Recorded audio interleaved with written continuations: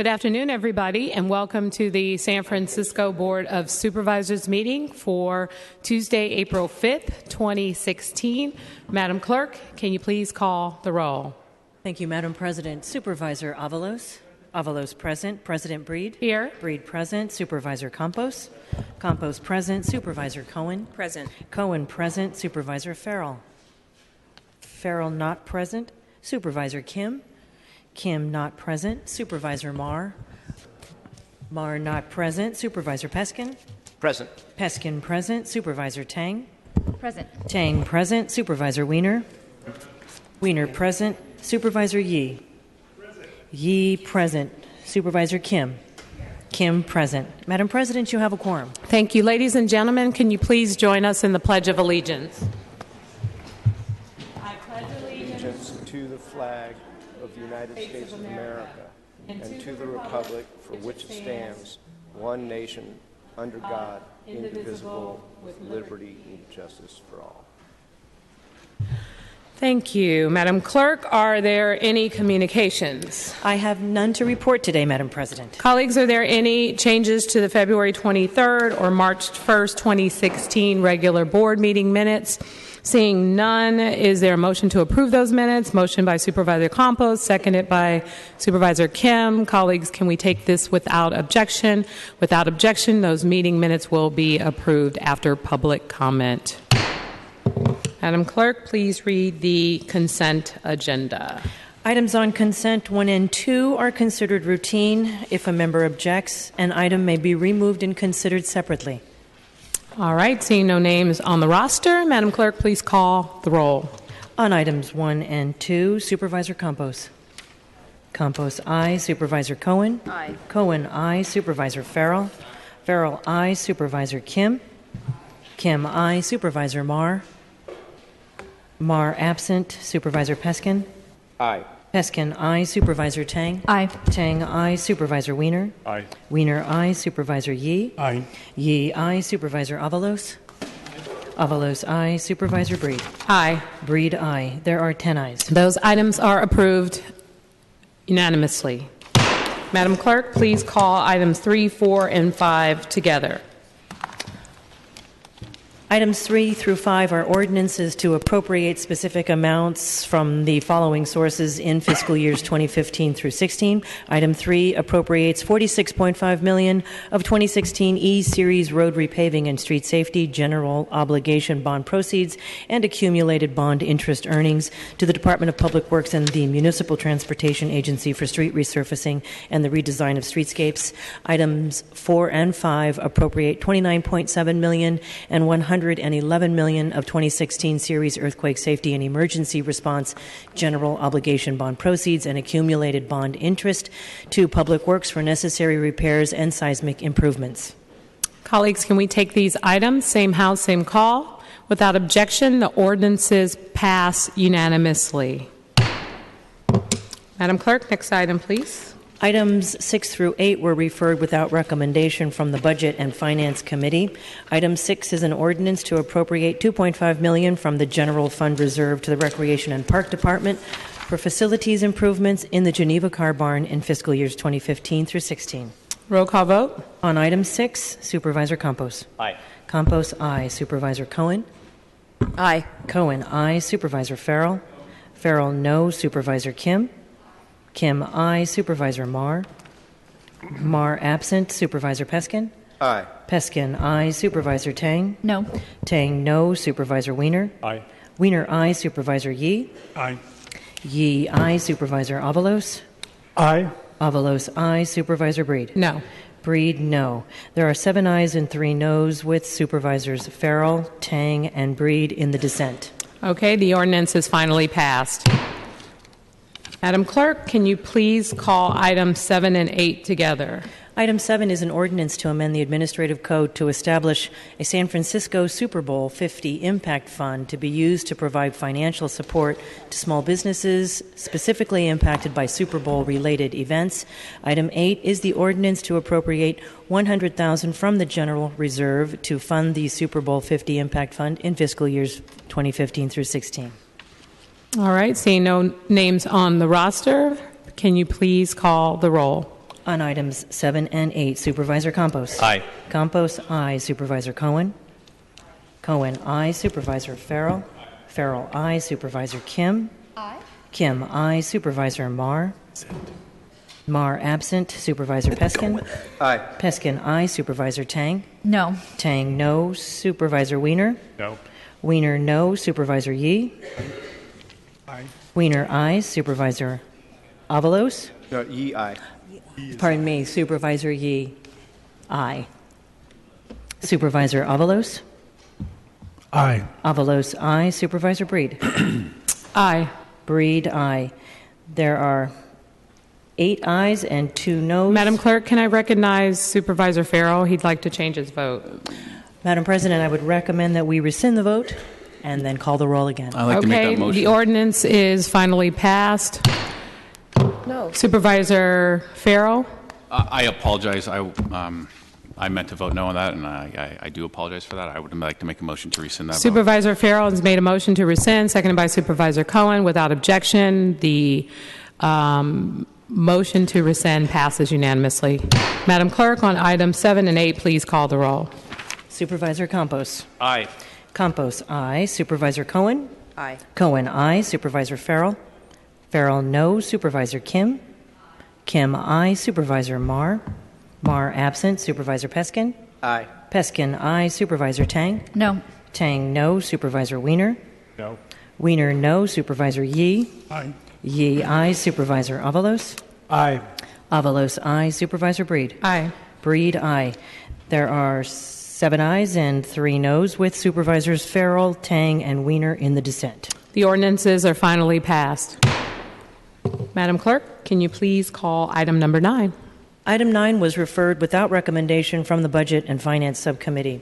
It's a resolution to authorize the Municipal Transportation Agency to execute a lease agreement with Tanforan Industrial Park, LLC, for approximately 7.3 acres of space located at 30 Tanforan Avenue in South San Francisco to be used for a bus operator training course for a 9-year and 5-month term through February 28th, 2026, with an initial annual base rent of approximately $2.5 million and an annual 2% rent increase. Supervisor Cohen. Thank you very much for recognizing me, Madam President. I'd like to make a motion to continue 1 week. MTA is still working on other options. So, Supervisor Cohen, is my understanding that we are considering a 3-week continuance? Okay, well, I'd like to make a motion to continue for 3 weeks. Okay, so Supervisor Cohen has made a motion to continue to the meeting of April 26, 2016, seconded by Supervisor Peskin. Colleagues, can we take this without objection? Without objection, the motion to continue passes unanimously. Madam Clerk, can we go to the next item? Item 10 is an ordinance to amend the Administrative Code to establish the San Francisco Homicide Reward Fund. Roll call vote. On item 10, Supervisor Campos. Aye. Campos, aye. Supervisor Cohen. Aye. Cohen, aye. Supervisor Farrell. Farrell, aye. Supervisor Kim. Kim, aye. Supervisor Marr. Marr, absent. Supervisor Peskin. Aye. Peskin, aye. Supervisor Tang. Aye. Tang, aye. Supervisor Wiener. Aye. Wiener, aye. Supervisor Yee. Aye. Yee, aye. Supervisor Avalos. Aye. Avalos, aye. Supervisor Breed. Aye. Breed, aye. There are 10 ayes. Okay, the ordinance is finally passed unanimously. Item 11, please. Item 11 is an ordinance to amend the Public Works Code to clarify that prohibited graffiti extends to all public property, including all city assets, and to establish expedited notice and hearing procedures, create administrative penalties for an offending party, and renumber the code sections, and to affirm the Planning Department's CEQA determination. Colleagues, can we take this same house, same call? Without objection, the ordinance is finally passed unanimously.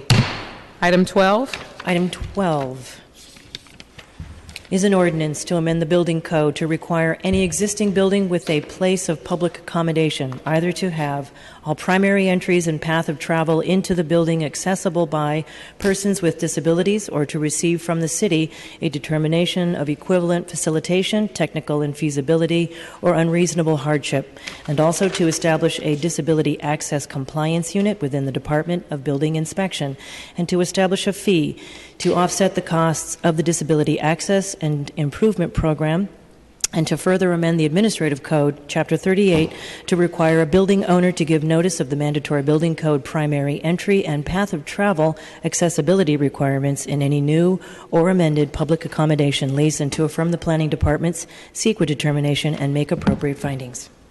Supervisor Tang? Thank you. I just simply wanted to take this opportunity to thank colleagues for their support on this legislation. I know that it may not seem this way, but this legislation is actually quite groundbreaking. One of the, I would say, the first in our entire country where we are actually going to be mandating that all of our public places of accommodation have accessible entrances for anyone who wants to go into that place of business. And so this has been 2 years in the making, and it has been supported by our Small Business Commission. DBI staff has worked really hard with us on this. Mayor's Office on Disability, especially Carla Johnson. Department of Public Works, Planning, and so forth. It's been a really collaborative effort to make this happen. And so I just want to say that once this passes and is implemented, that we will start seeing improvements to all places of public accommodation. So I want to thank everyone for their support. Thank you, Supervisor Tang. Colleagues, can we take this item? Same House, same Madam President, that we have a changed House with Supervisor Marr. Oh, thank you, Madam Clerk. Roll call vote. On item 12, Supervisor Campos. Aye. Campos, aye. Supervisor Cohen. Aye. Cohen, aye. Supervisor Farrell. Farrell, aye. Supervisor Kim. Kim, aye. Supervisor Marr. Marr, aye. Supervisor Peskin.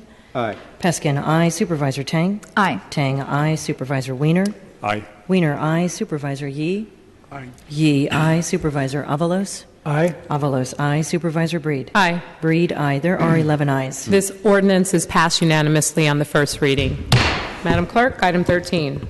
Item 13 is an ordinance to amend the police code to require employers to provide supplemental compensation to employees who are receiving a state-paid family leave for purposes of bonding with a new child. Supervisor Wiener. Thank you very much, Madam President. Colleagues, today before us is legislation that will keep San Francisco on the leading edge of public policy to support workers and to support working families in our city, which has become increasingly unaffordable for too many of our residents. Specifically, this legislation will make San Francisco the first place in the United States to guarantee 6 fully paid weeks of parental leave for new parents, whether through a biological birth or through adoption. I want to thank Supervisor Yee for his co-sponsorship of the legislation, and I want to thank Andres Power in my office for his incredible work moving this important legislation forward. Colleagues, it is surprising and troubling that for a very significant portion of people in our country, people can give birth, adopt, or foster a baby today and be required to go back to work tomorrow. For many, this untenable choice is a choice between bonding with a new child and putting food on the table. This is not a choice that any family should have to make. Even though studies have shown over and over again the incredible benefits of allowing parents the opportunity to bond with a new child, benefits for the family as a whole, benefits for that child, benefits for the parent when he or she goes back to work in terms of productivity, we are in the United States so far behind. The United States is one of only 4 countries in the world, the other 3 being Lesotho, Swaziland, and Papua New Guinea, that does not require at least paid maternity leave. Instead, while about half of U.S. employees have the right to take up to 3 months of unpaid time off, a very small minority of workers in this country actually have access to paid parental leave. Particularly for lower income, working class families, people do not have the option of not getting paid in order to stay at home and to bond with a new child. This is absolutely an issue of income inequality, where we have higher paid workers who frequently have better access to parental leave and lower paid workers that have little or no access. While we have some large companies here in San Francisco and the Bay Area who have very admirably stepped up to make sure that their workers have access to paid parental leave. It is time to make sure that all workers have access to parental leave. California is one of 3, and it'll now be 4 states with New York's action yesterday that provides some level of benefit for new parents to take paid parental bonding leave. California, through the state disability system, which is funded entirely by worker payroll deductions, provides 55% of salary replacement for 6 weeks. This was established in 2004 and has been a very beneficial program. But while this is certainly so much better than anywhere else in the country, for many workers to take a 45% pay cut is effectively the same as being denied parental leave.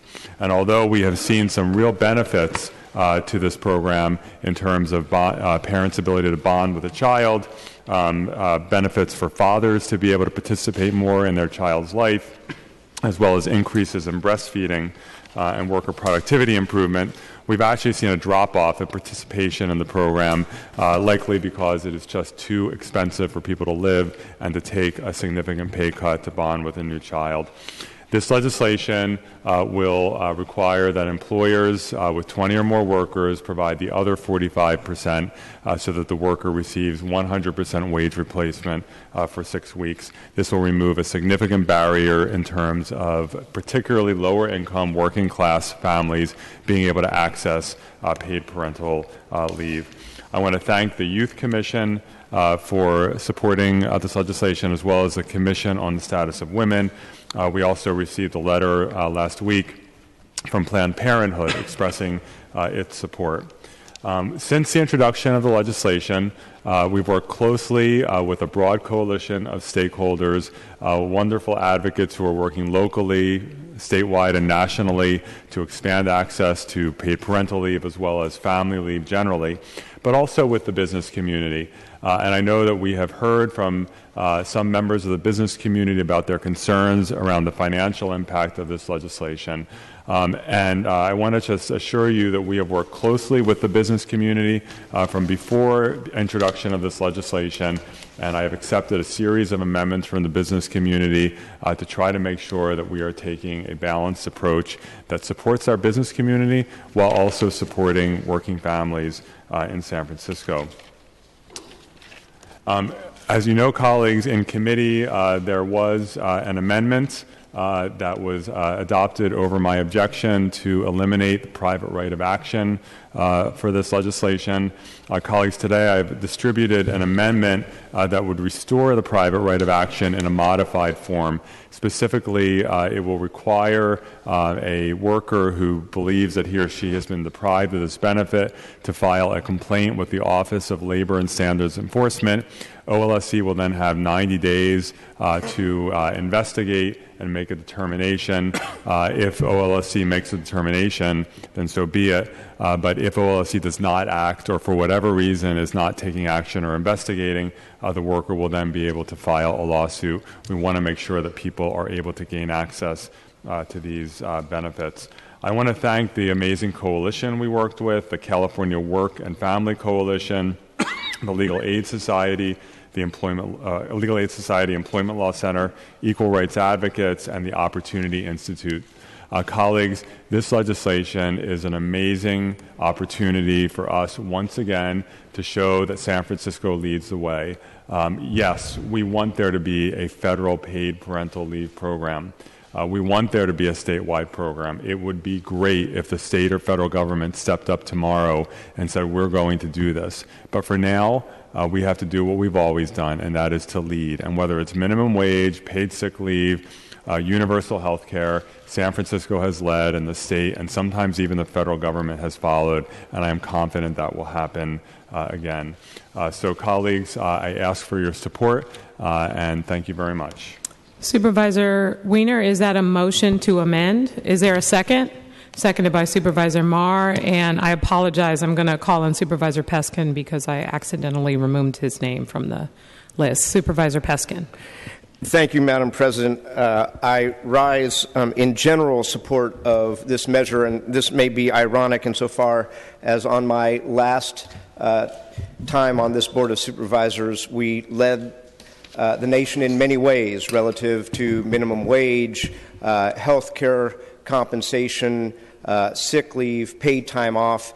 But in all of those instances, I think we endeavored to do what the sponsor, Supervisor Wiener, is endeavoring to do, which is to allow a phase-in period. And I realize that there is a phase-in period in this piece of legislation, but I think it could be elongated a little bit and still ultimately achieve the kind of national leading that we are attempting to do here. I also would like to suggest one other amendment, which is the way the legislation is currently structured, it applies to employees who have worked for 90 days. I think that it would be reasonable to elongate that. I think we've heard that from a number of constituents. So specifically, I rise to make the following amendment on page 4 at line 3, which is to change the 90 days to 180 days. On page 5 at line 3 to change the number of 20 to the number of 35, so that on January 1st of 2017, this would apply to businesses of 50 or more. On July 1st of 2017, it would apply to businesses of 35 or more, and then to add a third tier, which is on January 1st of 2018, to have it apply to businesses of 20 or more. So those are the amendments that I am standing to offer. Supervisor Peskin, do you have a copy of those amendments? No, but I have briefed the city attorney on them. They're pretty straightforward. It's on page, one moment, page 4, line 3, strike the number 90, insert the number 180. On page 4, where at line 19 it said, covered employer as of January 1, 2017 means any person as defined under Section 18. The sentence goes on to say, who regularly employs 50 or more employees regardless of location. The next one says, covered employer as of July 1/17 means somebody employing, and this is now on page 5 at line 3, 20 or more employees. I suggest that we strike 20 and insert the number 35, and then repeat that paragraph and have it say, as of January 1, 2018, an employee who regularly employs 20 or more. Okay, so is there a second for Supervisor Peskin's motion, seconded by Supervisor Tang? And with that, I'd like to call on Supervisor Farrow. Thank you, Madam President. I'll just make some general comments. I really just want to thank Supervisor Wiener and Supervisor Tang for their advocacy on this issue over the past year. As someone with 3 small children, I don't think we can do enough in this regard. I appreciate the balancing act that this takes with all constituencies in our city, but I really want to thank them for their leadership on it. And whatever form it passes out today, I think it's going to be a great thing for our city. Thank you, Supervisor Farrow. Supervisor Yee. Thank you. I really want to say that I'm a proud co-sponsor, and I really want to give Supervisor Wiener some credit in bringing this up. These are issues that maybe like Supervisor Peskin, myself from the community have fought for since the early 80s when we were trying to get the family leave act together, and that took forever. And finally we passed it. And this fight has been going on for forever at the national level. And it's a really shameful thing that this nation doesn't have a national policy around parental leave. Just about every other country, every developed country has one. So if it's going to take San Francisco to take the lead and say, yeah, you should be ashamed, the rest to the federal government, we're going to do that. And I'm hopeful that, like Supervisor Wiener, that the federal government at some point soon will step up and actually follow suit and give parents what they deserve and what they really need in terms of having their bonding with the children and not having to choose between not having a job and so forth to taking care of the young child. So I'm fully in support of this already. So I just wanted to make that statement that I think all of us should be proud of this piece of legislation. Supervisor Cohen? Yes, thank you very much. Actually, I think Supervisor Peskin answered a few of my questions. I wanted to make a question directly to the maker of the sponsor of this legislation. Before I propose my question, I definitely want to acknowledge the leadership that Katie Tang and Scott Wiener have demonstrated. I think it's incredibly important that we continue to have this conversation and we push this body, push the city, ultimately pushing the state to get to create an appropriate policy to support families. So my question really to Supervisor Wiener was, how long must an employee be employed to be qualified for leave? The answer is definitely 90 days. I did receive some questions and some pushback from some of the small businesses that were in my district, and I wanted to pose them questions publicly. Could you talk to me a little bit about how you came to 90 days of employment, as opposed to what we're discussing? I think Supervisor Peskin has introduced an amendment articulating a desire to see it move to 180 days. Maybe you can share some light on that. So, Madam Chair, through, if I may, I've asked Supervisor Peskin, Supervisor Wiener, an opportunity, some questions. I'd like to have him have an opportunity to answer them. Okay, Supervisor Wiener? Absolutely. Thank you, Madam. Thank you, Supervisor Cohen, for the question. There's nothing magical about. We wanted to make sure that there was a window of time that it wouldn't apply to someone who started working and then went out on leave, a week or two later. I think that 90 days is reasonable. I think 180 days is reasonable. There's absolutely nothing magic. If people would prefer to go with 180 days, that would be fine with me. I think 90, 180 are both within a reasonable range. Thank you. That answers my question. Now, this is the amendments. The other element of it that I like is interesting is that it's scalable, and that is something else that I heard concerns from my constituents about. It's kind of like I think what we dealt with another piece of legislation a few years ago that was pretty controversial. We had it scaling up to reach to a certain point. Can you talk to us a little bit about your thoughts around that? Sure. Madam Supervisor Wiener? Thank you, Madam President. Thank you for that question, Supervisor Cohen.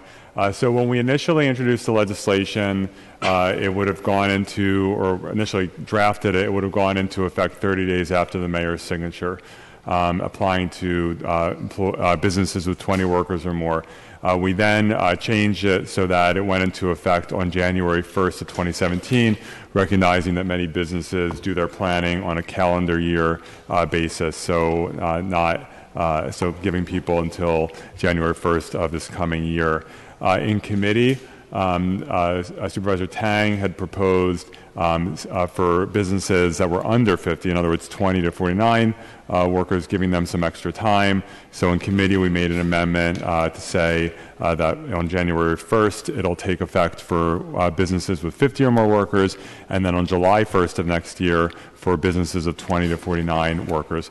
Supervisor Peskin is proposing a very modest change to that, to say it'll still go into effect for 50 workers or more January 1st, for 35 to 49 workers on July 1st, and then for that limited subset of businesses between 20 and 34 workers, they'll have an additional 6 months until January 1st, 2018.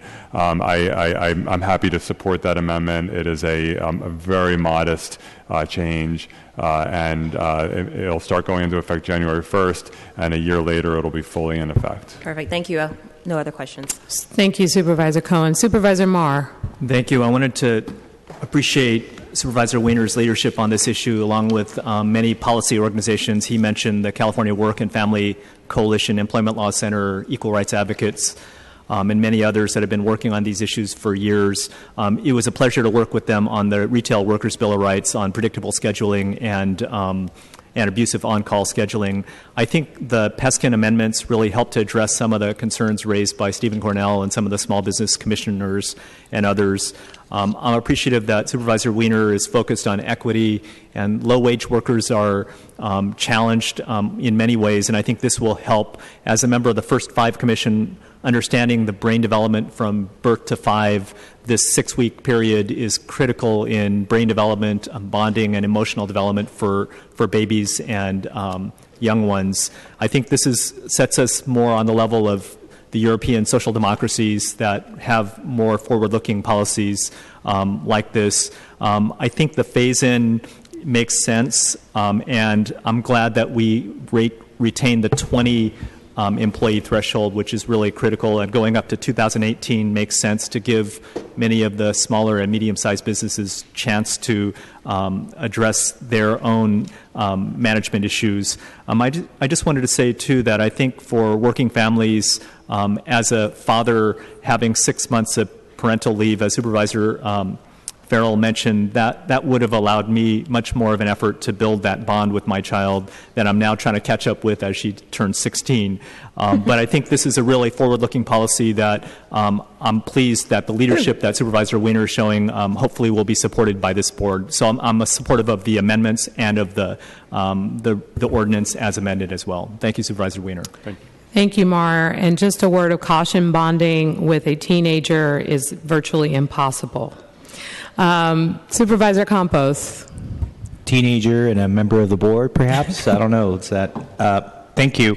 I want to thank Supervisor Wiener for his leadership on this. I think that this is something that is a step in the right direction, and that it makes sense that San Francisco would be leading the way as we have on other issues. As a matter of consistency, I will not be supporting the amendments. I'm still not sure why we, especially with a progressive majority on this board, would weaken the law when it comes to protecting workers. I think that increasing the threshold, whether it's temporary or not, means that fewer workers will be covered by this. And, I've seen this movie before as someone who has at different times proposed changes to the healthcare law, and the same arguments were made in terms of the parade of horribles that would happen, and I am open to having a meaningful discussion about how changes should happen, but I'm not convinced that going from 90 to 180 makes sense. And I think that if we're going to do this, that we should do it as strongly as we can. So I will be voting against the amendments. I think the amendments water down the protections, and if we really are committed to this, then let's do it. And I have yet to hear any argument as to why these changes, these amendments, actually make the law more feasible. I know that for many businesses, if they had a choice, they wouldn't want this passed. If they had a choice, they wouldn't have wanted the healthcare security ordinance passed. Right. And I think that if we want to focus on how we make things better for the small business community, there are things that we can do. And I certainly have tried to do that with Prop J and the Legacy Business Registry and other efforts. But I don't think that watering down protections for workers is the way to do that. So I'll be voting no on the amendments. Thank you, Supervisor Campos. Supervisor Yee. Yeah, I forgot to mention that I know some of you might have received some correspondence or calls from nonprofits in regards to this piece of legislation, and certainly I had. And I just want to mention that at the committee hearing, I introduced some language in there to address hopefully some of these issues. So I just wanted to point that out, that we're asking the Controller and the Office of Labor Standards Enforcement to provide to the Board of Supervisors a report including an estimate of the cost of the compliance of this particular ordinance and for nonprofit organizations, and to come up with policies and budget options that would enable the city to subsidize these costs through annual budgets. And when talking about these organizations that get contracted from the city to do the work, so one of the things that we wanted to make sure is that we don't ask somebody that we contract with to do the work and then there's no funding for these typical requirements. So again, I just wanted to point it out. So if nonprofits do contact you, that there's some language in here. Thank you, Supervisor Yee. Supervisor Cohen. Thank you very much. I wanted to ask a question to Supervisor Campos. I was interested in hearing his arguments as to why or how the amendments water down or weaken workers' protections. Supervisor Campos.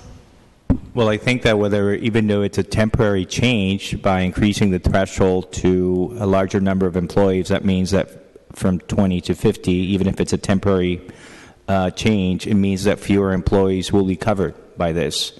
Likewise, doubling the amount of time that you have to work to be protected from 90 days to 180 means that fewer workers, in my view, would be covered. I don't know what the numbers are, and I think that before we start, going down the path of making these changes, that there should be some analysis of what, the impact is. And so I just feel uncomfortable going down this path. First of all, I do think that as a general rule, there will be fewer workers covered. And second, even if it makes sense, then let's have an understanding of why it makes sense, why these specific changes, and what are the impacts in terms of how many businesses would be impacted and how many employees would be impacted. So just a clarification, thank you for that explanation, Supervisor Campos. It's my understanding that we're talking about a difference of a year's time in terms of its effect. So I just want to get 6 months. So Supervisor Wiener, can you explain, because I just would like clarity on the difference, because what we're talking about here in the number of employees and the hours of the employees, we're talking about taking something in effect initially at 20 for a higher threshold at the beginning of 2017, and then the difference for the next threshold of employee is what in particular? Yeah, these are, Madam President, thank you for the question. These are minor amendments. And frankly, had we, in introducing legislation, put 180 days in instead of 90 days, I can guarantee you that that topic would not have even come up for discussion at the Board of Supervisors, because they're both reasonable amounts. And so, the fact is we put in 90, understanding that whether it's 90, 120, 180, it's all reasonable. Supervisor Peskin has suggested that we go to 180. If the board wants to do that, it's within the range. And again, had we put in 180 from the beginning, I'm going to bet my lunch that no member of the Board of Supervisors would even have raised that issue. In terms of the phasing in, it is a very minor modification that Supervisor Peskin has proposed to say that for businesses 20 to 34 workers, that instead of it going into effect July 1st of next year, it'll go into effect 6 months later, and that at that point, every single worker with businesses 20 or more workers will be covered by this. It's a huge step forward. This is a minor change, and if the board wants to go in that direction, it does not in any way undermine the legislation. Thank you. Thank you for that clarity. And seeing no other names on the roster, we have before us 2 amendments to consider. The first amendment has been circulated by Supervisor Wiener. Madam Clerk, on the first amendment, which was seconded, can you please call the roll? Supervisor Campos? Aye. Campos, aye. On the Wiener amendment? That's correct. Yes. This is Supervisor Wiener has made an amendment, so this is Supervisor Wiener's specific amendment that he circulated. On the private right of action. Thank you. Campos, aye. Aye. Supervisor Cohen? Aye. Cohen, aye. Supervisor Farrell? Aye. Farrell, aye. Supervisor Kim? Kim, aye. Supervisor Marr? Aye. Marr, aye. Supervisor Peskin? Aye. Peskin, aye. Supervisor Tang? Aye. Tang, aye. Supervisor Wiener? Aye. Wiener, aye. Supervisor Yee? Aye. Yee, aye. Supervisor Avalos? Aye. Avalos, aye. Supervisor Breed? Aye. Breed, aye. There are 11 ayes. The amendment passes unanimously. Madam Clerk, on the second amendment proposed by Supervisor Peskin and was seconded, please call the roll. Supervisor Campos? No. Campos, no. Supervisor Cohen? Aye. Cohen, aye. Supervisor Farrell? Farrell, aye. Supervisor Kim? Kim, aye. Supervisor Marr? Aye. Marr, aye. Supervisor Peskin? Aye. Peskin, aye. Supervisor Tang? Aye. Tang, aye. Supervisor Wiener. Aye. Wiener, aye. Supervisor Yee. Aye. Yee, aye. Supervisor Avalos. Aye. Avalos, aye. Supervisor Breed. Aye. Breed, aye. There are 10 ayes and 1 no, with Supervisor Campos in the dissent. The amendment passes. And on the item as amended, please call the roll. Supervisor Campos. Aye. Campos, aye. Supervisor Cohen. Cohen, aye. Supervisor Farrell. Farrell, aye. Supervisor Kim. Kim, aye. Supervisor Marr. Aye. Marr, aye. Supervisor Peskin. Aye. Peskin, aye. Supervisor Tang. Aye. Tang, aye. Supervisor Wiener. Aye. Wiener, aye. Supervisor Yee. Aye. Yee, aye. Supervisor Avalos. Aye. Avalos, aye. Supervisor Breed. Aye. Breed, aye. There are 11 ayes. The ordinance passes unanimously on the first reading as amended. Madam Clerk, next item, please. Item 14 is an ordinance to appropriate approximately $740,000 of community improvement impact fees revenues to the Recreation and Park Department to support the Eastern Neighborhoods Infrastructure Improvement Projects in fiscal years 2015 through 16. Colleagues, can we take this item, same house, same call? Without objection, the ordinance passes on the first reading unanimously. Item 15. Item 15 is a resolution to retroactively authorize the San Francisco Department of Public Health Behavioral Health Services to enter into an amended multi-year contract for substance use disorder services with the State Department of Health Care Services in the amount of approximately $47.6 million from July 1st, 2014 through June 30th, 2017, and to authorize and designate the Department of Public Health County Alcohol and Drug Administrator to sign said agreement and to approve amendments for less than 10% of the contracted amount. Same house, same call. Without objection, the resolution is adopted unanimously. Next item, please. Item 16 is a resolution to authorize the Director of Public Works to execute agreements with the California Department of Transportation pertaining to the 3rd Street Bridge Rehabilitation Project for the amount of approximately $18.4 million.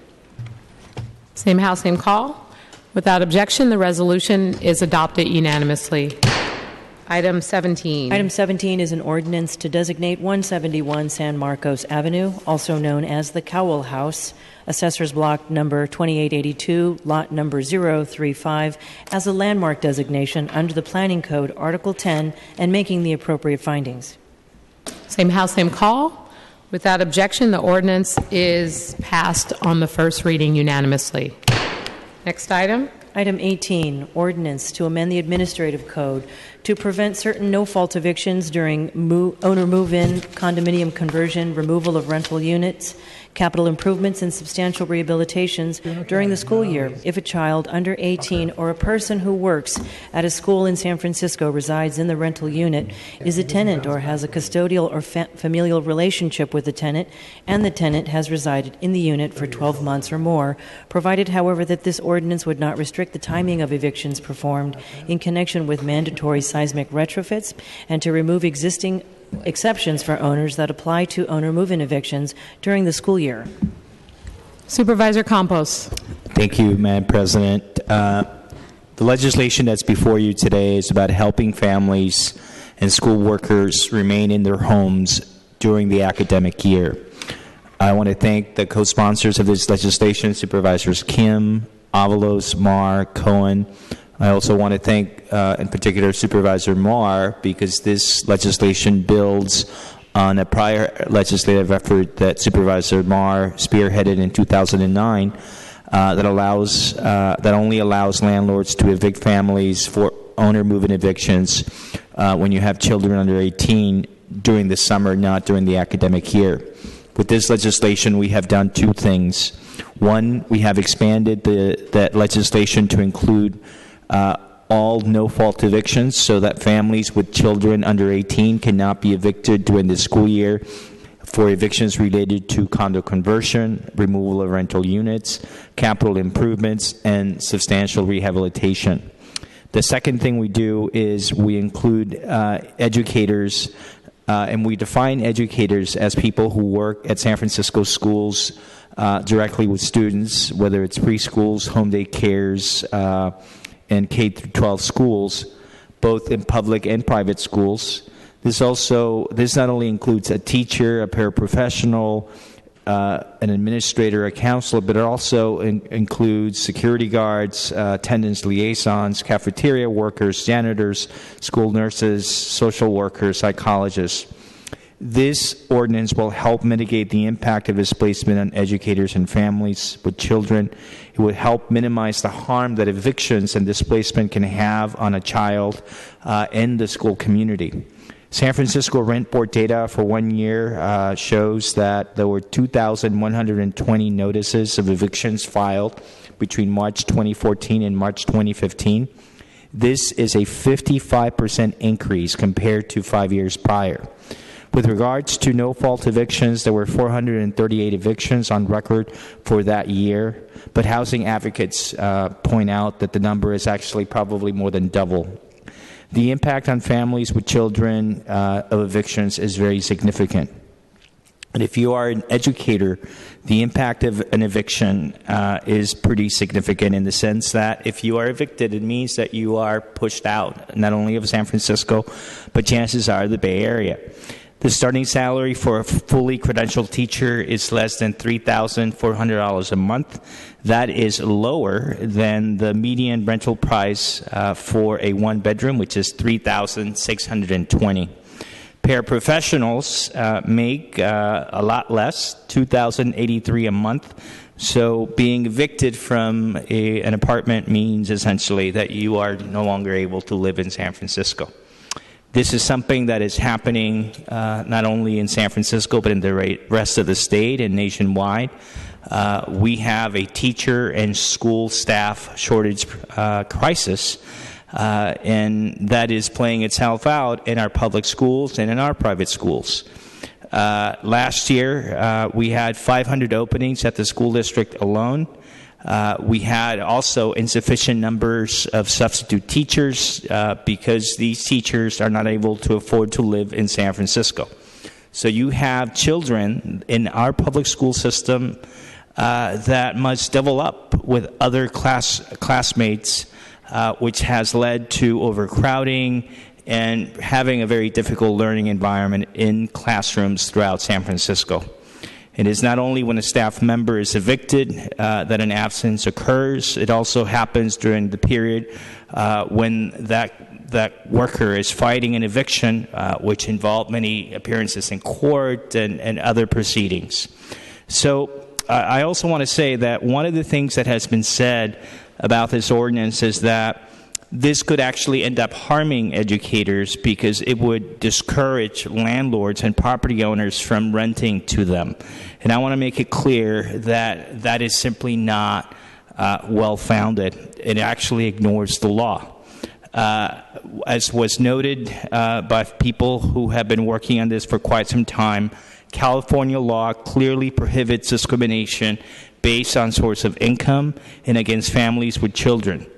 Our city attorney can prosecute any landlord who is found to be illegally discriminating against a member of any protected group. Our families and educators in San Francisco need our help.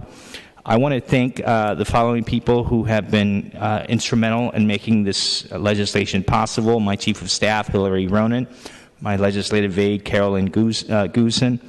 A big thanks to Lita Blanc, who is the president of United Educators of San Francisco. Also to Dean Preston, who is the director of Tenants Together. It was actually Dean's idea to come up with this piece of legislation. I also want to thank the Youth Commission for unanimously supporting this law, as well as to the San Francisco Tenants Union, the Housing Rights Committee, School Board Commissioners Sandy Fewer and Matt Haney for their support. Colleagues, I ask for your support in making this possible today. Thank you. Thank you, Supervisor Campos. Supervisor Marr. Thank you. I wanted to just add props to Supervisor Campos and Hillary Ronan from his office and Dean Preston and others that have worked on this. In 2009 and 2010, when I worked with an anti-eviction coalition and parents and others, we called it the Family Protection Act, and I'm very proud that Supervisor Campos has even strengthened our intent to really support the staff and educators and teachers at school sites and really working to minimize the stress on children during the school year. I think like the 6-week paid parental leave, this is a very important policy that makes San Francisco a family-friendly and child-friendly city. I think Lita Blanca and the United Educators of San Francisco deserve tremendous credit. There are a number of District 1 teachers and school staff that are facing evictions. We're hearing about it every month. And I think policies like this not only will help the children and families, but also many teachers and school staff that are struggling during this crisis of affordability in San Francisco to stay in our city and to keep serving the kids and serving the community and the people. So I'm really proud to be a co-sponsor of this and to continue our work to minimize displacement, as Supervisor Campos mentioned, but also to allow staff and educators to continue to educate and nurture our kids during the school year at least. Thank you. Thank you. Supervisor Yee. Thank you very much, Madam President. I want to thank Supervisor Campos for putting this forward, and I especially want to thank him for including some language that we encouraged to define teachers and educators beyond what some people would consider to be the only definition, which is those that from K to 12. As you know, we already spoke about it earlier. Several people mentioned, Supervisor Marr mentioned about the early years in terms of the brain development, and guess who are the ones that are that would impact that? It would be the people that provide early child education in the child care centers and family child care homes. And indeed, these are the people that are even making a lot less than the teachers we already mentioned in the public schools or any other school. And these are the people that we need to help the most.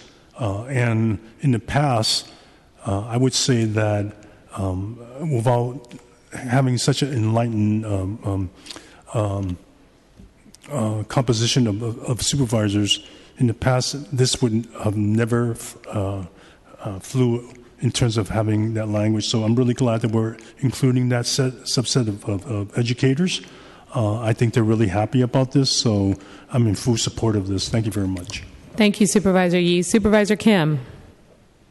I also want to thank and recognize Supervisor David Campos and his staff for their work on expanding this ordinance as originally written by Supervisor Marr and expanding it for the types of no-fault evictions, but also for educators. We actually had a hearing at the school district and Board of Supervisors Select Committee in September of last year, where the Mayor's Office of Housing reported that there are currently 0 market rate homes for sale in San Francisco that are affordable to an average SFUSD teacher salary. There are 0 homes currently on the market that are affordable for the average SFUSD salary.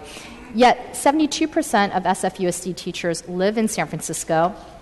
And we've learned that roughly 50% of teachers in San Francisco leave their position in San Francisco after 5 years because often citing difficulty of finding affordable housing in the city where they teach being a factor. And we know that actually teachers dramatically improve over time. In fact, 5 years is a good marker where teachers are finally really able to utilize all their skills, their experience from the past couple of years, also their familiarity with the community to become really, really strong teachers. And this is the point in time, actually, that we want to retain our teachers instead of losing them. And I think that this will be an important measure in at least protecting teachers in place during the school year, which I think is incredibly important. We don't want teachers to have to bring their housing insecurity into the classroom when they're teaching our children. And this is a good step, at least in ensuring that teachers will be safe and protected while they're teaching in the school year, and also expanding this protection to families with children in a variety of different no-fault evictions. So I am really excited to co-sponsor this legislation. I'm glad that this will be moving through today.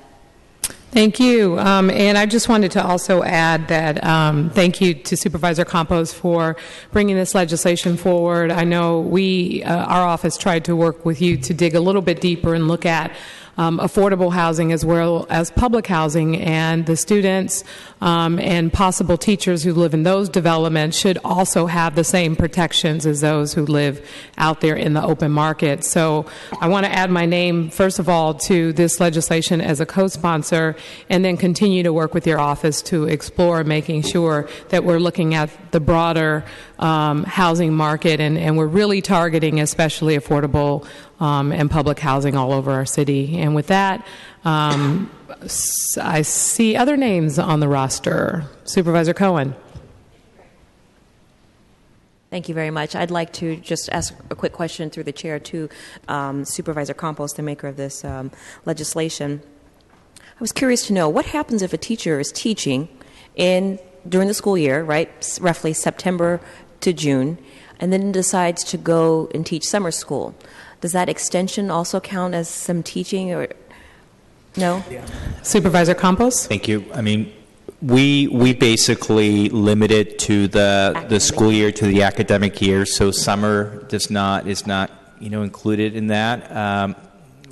How far we can take this, it's not entirely clear. I think we have tried to take it as far as we possibly can. But, I would hope that this would inspire landlords not to evict any educator, but, even during the summer, but it's only academic year. Does it also include, like, special education instructors? What about paraprofessionals? That's right. Paraprofessionals and teachers' assistants, anyone that's working for the San Francisco Unified School District?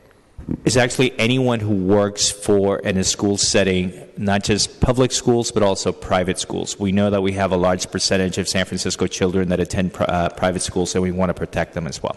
Thank you. Thank you, Supervisor Cohen. Supervisor Campos. Thank you, Madam President. I just want to say that I look forward to working with you on expanding the protection. I think it makes a great deal of sense, and I think that we can definitely do a better job. So look forward to working with you in your office. Thank you, and it's a great step in the right direction, so we really appreciate it. With that, colleagues, can we take item 18, same house, same call? Without objection, the ordinance passes unanimously on the first reading.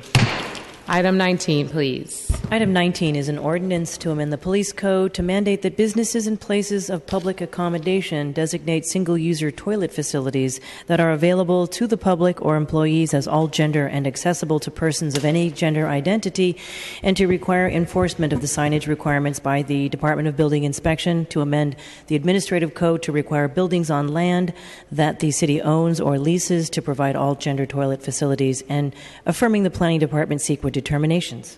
Supervisor Campos. Thank you, Madam President. It seems like all these things that we've been working on are being voted on at once. But the next piece of legislation is common sense legislation that my staff has been working on for many months. And we have been doing that in close partnership with the Transgender Law Center, as well as Senior and Disability Action. I actually know that Supervisor Farrell and others have also been working on this.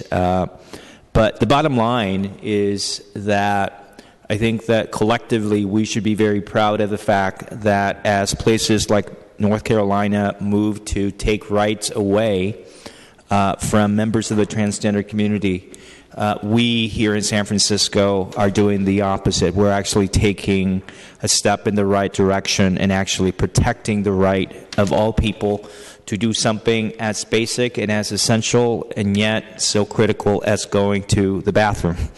I want to thank my co-sponsors of this legislation, Supervisor Farrell, Supervisor Kim, Supervisor Avalos, Supervisor Marr, Supervisor Yee.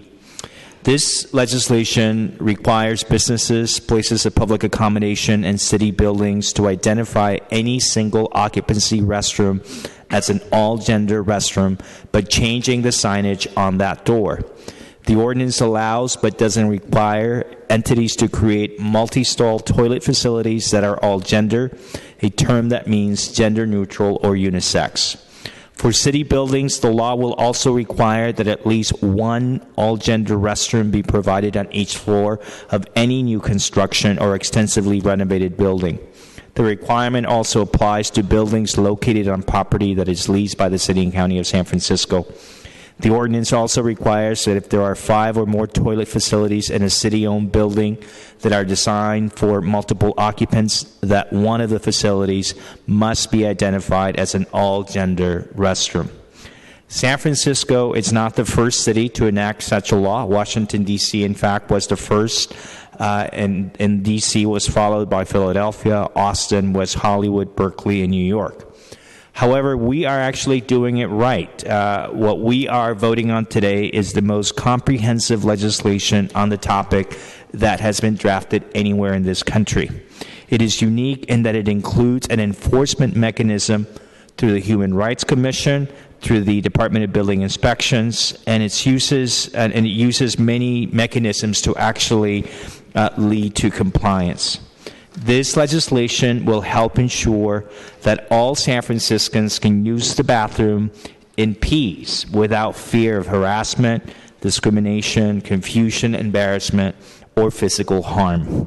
Ultimately, this legislation will benefit many people, not only in the transgender community, which is what people usually think about, but it also includes parents with opposite gender children, seniors and disabled people with opposite gender caretakers, members of the transgender community and gender nonconforming people who too often have to face harassment when using the restroom, to actually women who, and I don't know this firsthand, but who are probably sick of and tired of the long lines that they have to wait to use the bathroom relative to men. I want to thank the following individuals who were instrumental in making this law possible. Sasha Boucher of the Transgender Law Center, Jessica Lehman, Director of Senior Disability Action, Carla Johnson, who is incredible in her role as the head of the Mayor's Office of Disability, Rich Halloran of the Department of Building Inspection, and I also want to thank Director Huey for making this a priority, Regina DeCondrisi of the Small Business Commission. I want to thank Mayor Lee and his staff, Bill Barnes and John Updike of the Department of Real Estate, who work with us to make this possible. And a special thanks to someone who has been working in the area of transgender rights for so many years and who actually was the person who came to me with the idea. And that's Teresa Sparks, the director of the Human Rights Commission, who approached me not too long ago about making this possible. And then lastly, I want to thank the business community, so many different folks who work with us to make sure that we did the right thing when it comes to this issue. So I want to thank BOMA, the Golden Gate Restaurants Association, the Chamber of Commerce, the Hotel Council. Thank you very much. And finally, to the commissions, the Building Inspection Commission and the Youth Commission that also supported it. Colleagues, I ask for your support. Thank you very much. Thank you, Supervisor Campos. Supervisor Farrell. Thank you, President Breed. First of all, I do want to thank Supervisor Campos a great deal for his work on this and the coalition of, advocates and organizations that helped create this policy. I do believe, as Supervisor Campos mentioned, the vote today carries some extra significance given some of the legislation around hate and discrimination we've seen around the country, especially recently as of yesterday. Last night, the Mississippi legislature passed and the governor signed a sweeping discrimination bill, guys in the cloak of protecting religious freedom, which we've seen quite a bit, although the outcome in Georgia was different. We also had North Carolina, which Supervisor Campos mentioned recently. Lawmakers Indiana, Virginia, South Dakota have all offered similar bills, and really do think in San Francisco we are spoiled that we don't have to deal with those types of legislative ideas, but it's really sad to see that type of bigotry still exists across our country. Just like Supervisor Campos, I believe everybody deserves the right to use the restroom in peace, free from discrimination or harassment. It is long overdue. I do think that gender identity and sexual orientation is something that we need to protect here in San Francisco and protect their rights, certainly as a legislative body, as individuals, but certainly as a city. So I think this is a great piece of legislation. Thank you for working on this. Equal access and equal rights needs to be something that we fight for every single day, and I'm proud to support this. Thank you, Supervisor Farrell. Supervisor Wiener. Thank you very much, Madam President, and thank you to Supervisors Campos and Farrell for pushing this forward. And I'd like to add my name as a co-sponsor. I had thought it was already on, but I guess not, so please add me. I want to reiterate how perfect this timing is, that we're doing this immediately after the passage and signing into law of the really despicable law in North Carolina that basically announces to the LGBT community that we're not full citizens. And the idea that in North Carolina, if this law stands up, which I hope it doesn't, that we'll now have apparently bathroom police who have to do some sort of inspection to tell you which bathroom you're allowed to use. It's really just, it's straight out of, I don't know, 500 years ago or something, and it's really so out of step with where we are going as a society. And San Francisco has for many years led the way in terms of embracing our transgender brothers and sisters, making very clear that our transgender community is at the heart of our overall community, and that we rise or fall together. And so this legislation is a good additional signal that we stand with all San Franciscans of all genders, of all gender identities, and I'm proud to support it. Thank you, Supervisor Wiener. Supervisor Campos. Thank you, Madam President, and I want to thank you, Supervisor Wiener, and President Breed for being added as co-sponsors. And this is one of those things that I think in 5, 10, 20 years we're going to look back and wonder, why were we fighting about this? But I'm just so proud that all of us are pushing this forward. And I forgot to thank Carolyn Goosen in my office, who just pushed to get this through as quickly as possible. I have the smallest bladder of anyone I know, so to me, the TMI, idea that Supervisor Campos, TMI. The idea that anyone would make it hard for anyone to use the restroom just makes no sense. So I ask for your support. And again, thank you for your leadership on this issue. When I think about what's happening in North Carolina and what happened in the 1960s to African Americans at a time where things were supposedly separate but equal, and they weren't, and folks stood up, and today, we are able to use the bathroom that anybody of any race is using, and I think the same should be for any gender. And so I appreciate your leadership on this. And with that, colleagues, can we take this item, same house, same call? Without objection, the ordinance passes unanimously on the first reading. Next item, please. Item 20 is an ordinance to make findings and to declare the existence of a shelter crisis in San Francisco. Supervisor Yee. Sorry about that. No, it's fine. You want to go first, or you want Supervisor Campos to go first? Supervisor Campos, please. Okay. Supervisor Campos. Thank you, Supervisor Yee. And colleagues, I'll be very brief. Not that you will believe that anyway, but I believe that we have reached a state of emergency when it comes to the issue of homelessness, and especially homelessness as it's playing itself out with street homelessness and encampments throughout the city.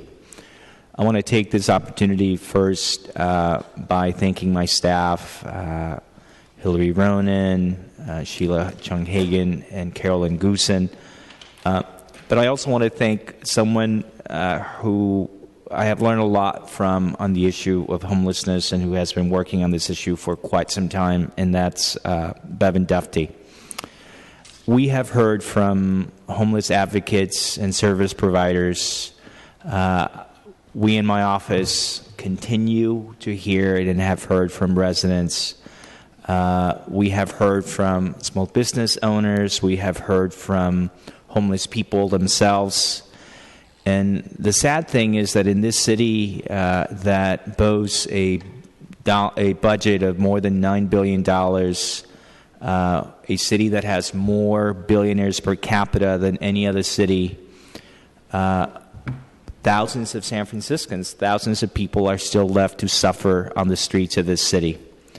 The residents of San Francisco And I can tell you, certainly, the residents of District 9 are frustrated. They have been left to deal with the growing encampments in our residential neighborhoods. And I believe, respectfully to everyone involved, that we collectively as city government have failed to address this issue in a meaningful, real way. And I believe that failure requires, especially that those of us who are elected members of this legislative branch, that we act. And to address this crisis, to increase our city's capacity to address homelessness, I believe that we have to recognize that it is a crisis and that it is an emergency. And that's what this declaration of a shelter emergency does. This legislation allows the city to be more flexible when it comes to structural and habitability requirements. It suspends certain rules, should we choose to do so for a particular site that makes sense as a shelter or navigation center. It doesn't take away community input, and that is very clear, and I support the amendment that was made by Supervisor Yee to make that clear. But, for example, if a building code says that group housing for a particular site must have 1 bathroom per 6 residents, in a facility that is identified has a good option for a navigation center or shelter that has 1 bathroom for every 7 residents, this would allow us to use that space. At the end of the day, though, the declaration of a shelter emergency alone is not going to change what needs to be changed. We have to follow through with other action. And as you know, I have introduced legislation that follows this declaration with the designation of additional navigation centers tied and connected to housing. This legislation is a tool that will help us more nimbly respond to homelessness. It will help us more quickly put together temporary shelters, whether it's a navigation center or something else. But again, it is a first step. And I want to thank my co-sponsors of this legislation, Supervisors Kim, Avalos, Marr, Yee, President Breed, Supervisors Peskin, and Supervisor Cohen. I also want to note that, as I mentioned, there was an amendment by Supervisor Yee, which he introduced in committee, which clarifies that this legislation does not override a community input or planning process when it comes to deciding where a particular site, whether a site is good or a good site for a navigation center. Community input is absolutely critical in determining whether a shelter or navigation center should be in a particular place. Homelessness is the #1 priority for the people of San Francisco. It's not me saying that. The Chamber of Commerce and others who have asked the people of San Francisco can tell you that. People want us to use whatever legislative and budgetary discretion we have to zero in on this issue. There isn't one silver bullet, and this is a step in the right direction. I ask for your support. Thank you. Thank you, Supervisor Campos. Supervisor Yee? Thank you, President Bree. Once again, thank you, Supervisor Campos, for introducing yet another ordinance that we could vote on today. We've been facing this emergency on homelessness for years now, and probably like everywhere else in the city, District 7 is not any different, where the residents are growing pretty increasingly concerned with our homeless population and how it is impacting us as a society. We really need to be working towards a solution as a collective community, and there's been a lot of confusion with what's been introduced and so forth, and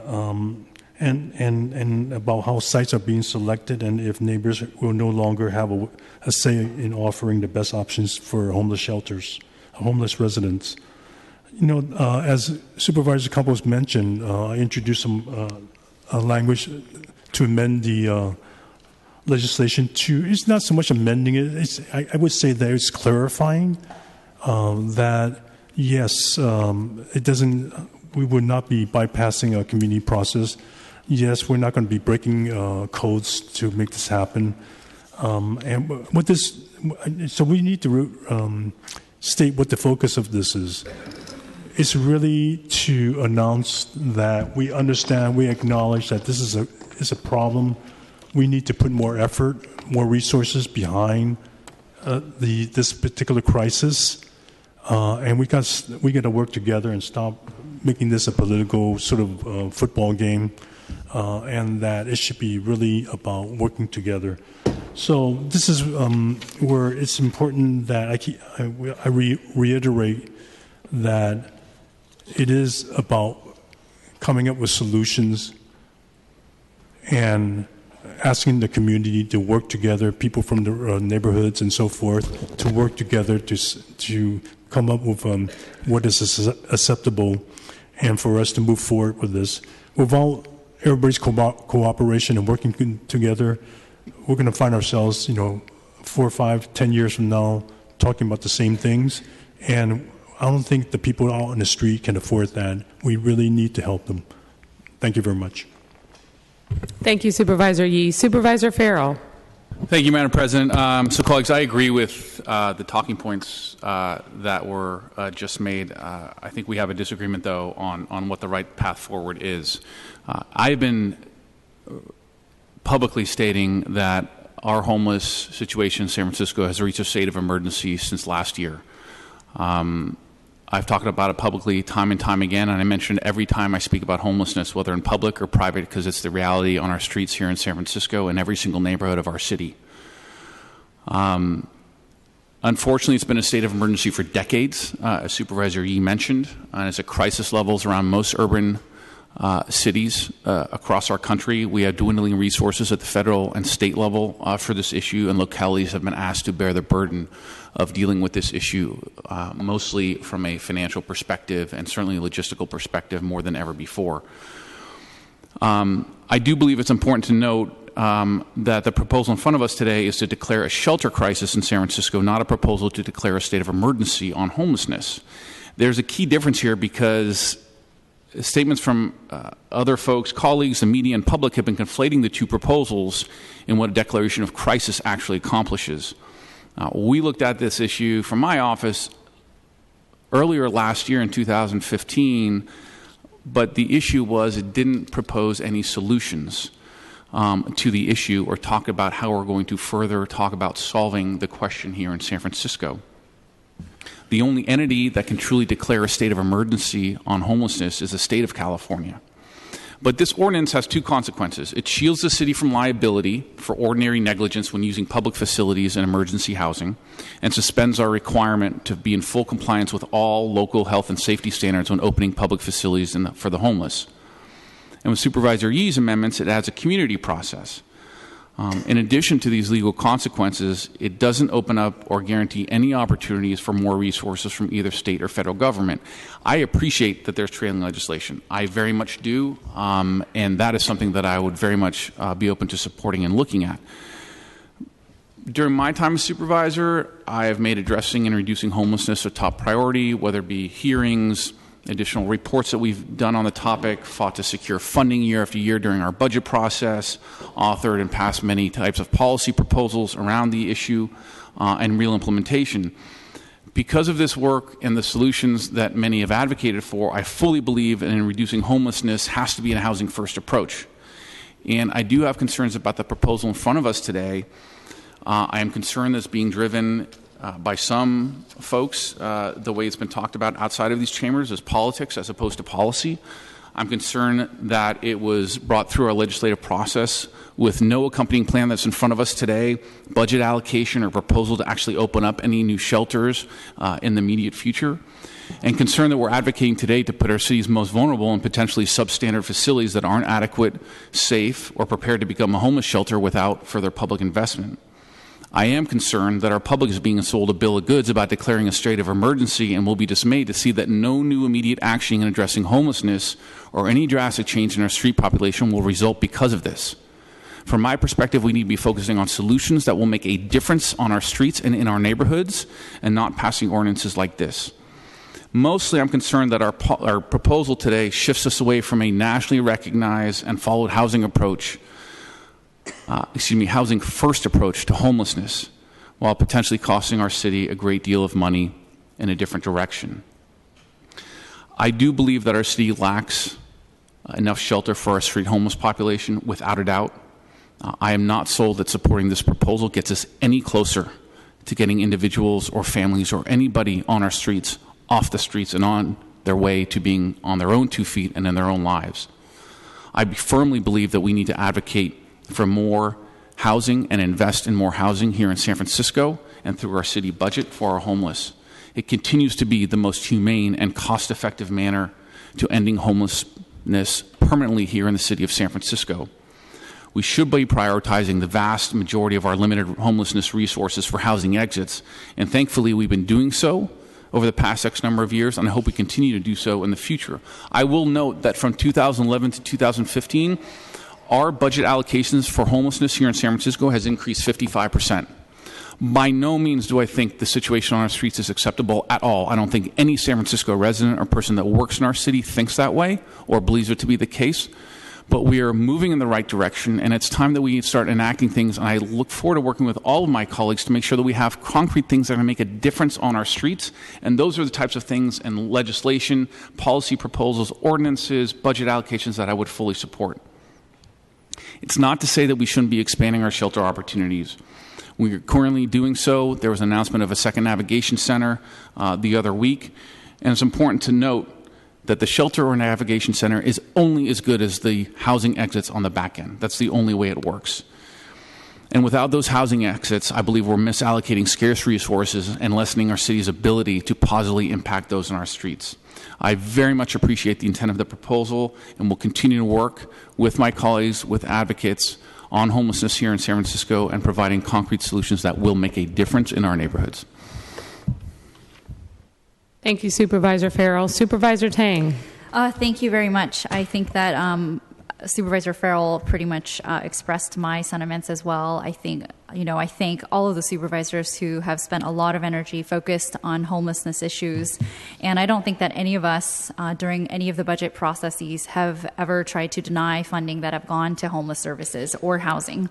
So just to add on to what Supervisor Farrell said then, I don't want us to lose sight of the fact that back in, for example, fiscal year 11-12, we were investing $157 million in terms of homeless services, whether it was for supportive housing, whether it was for medical care, shelters, transitional housing, eviction prevention, rental subsidies, and so forth. And up to our current fiscal year, 15-16, we are spending $242 million on these investments. Now, can we do more? Absolutely. But given many of our budget constraints, I think that this is a very good investment that we have been making in terms of our homeless services. I'm also proud that actually a majority of what we're spending is on helping formerly homeless individuals be able to stay in housing in a more stable condition in permanent supportive housing, which I think is also the trajectory we should be going versus trying to build more navigation centers that, again, will help resolve part of the problem, but not all of the problem. I think it is improvement. I love the first one, and I want to thank Supervisor Campos for accepting the first one in his district, and I think it has done wonders. But of course, I think that our long-term strategy cannot be focused on just navigation centers. In addition to that, I do want to remind everyone also about how many units of permanent supportive housing we have added in our city. So again, going back to fiscal year 11-12, we had added 173 at that time. Fast forward to fiscal year 15-16, our current year, we've added 418 units. So I think that is incredible, and I don't want us to lose sight of the fact that we have been making a lot of progress. We have been hearing people who have said that we need to do more and do better on addressing homelessness issues. And then what was actually very interesting to me was looking at the homeless point-in-time count. I mean, I know that it is a point-in-time count, and it is not completely accurate.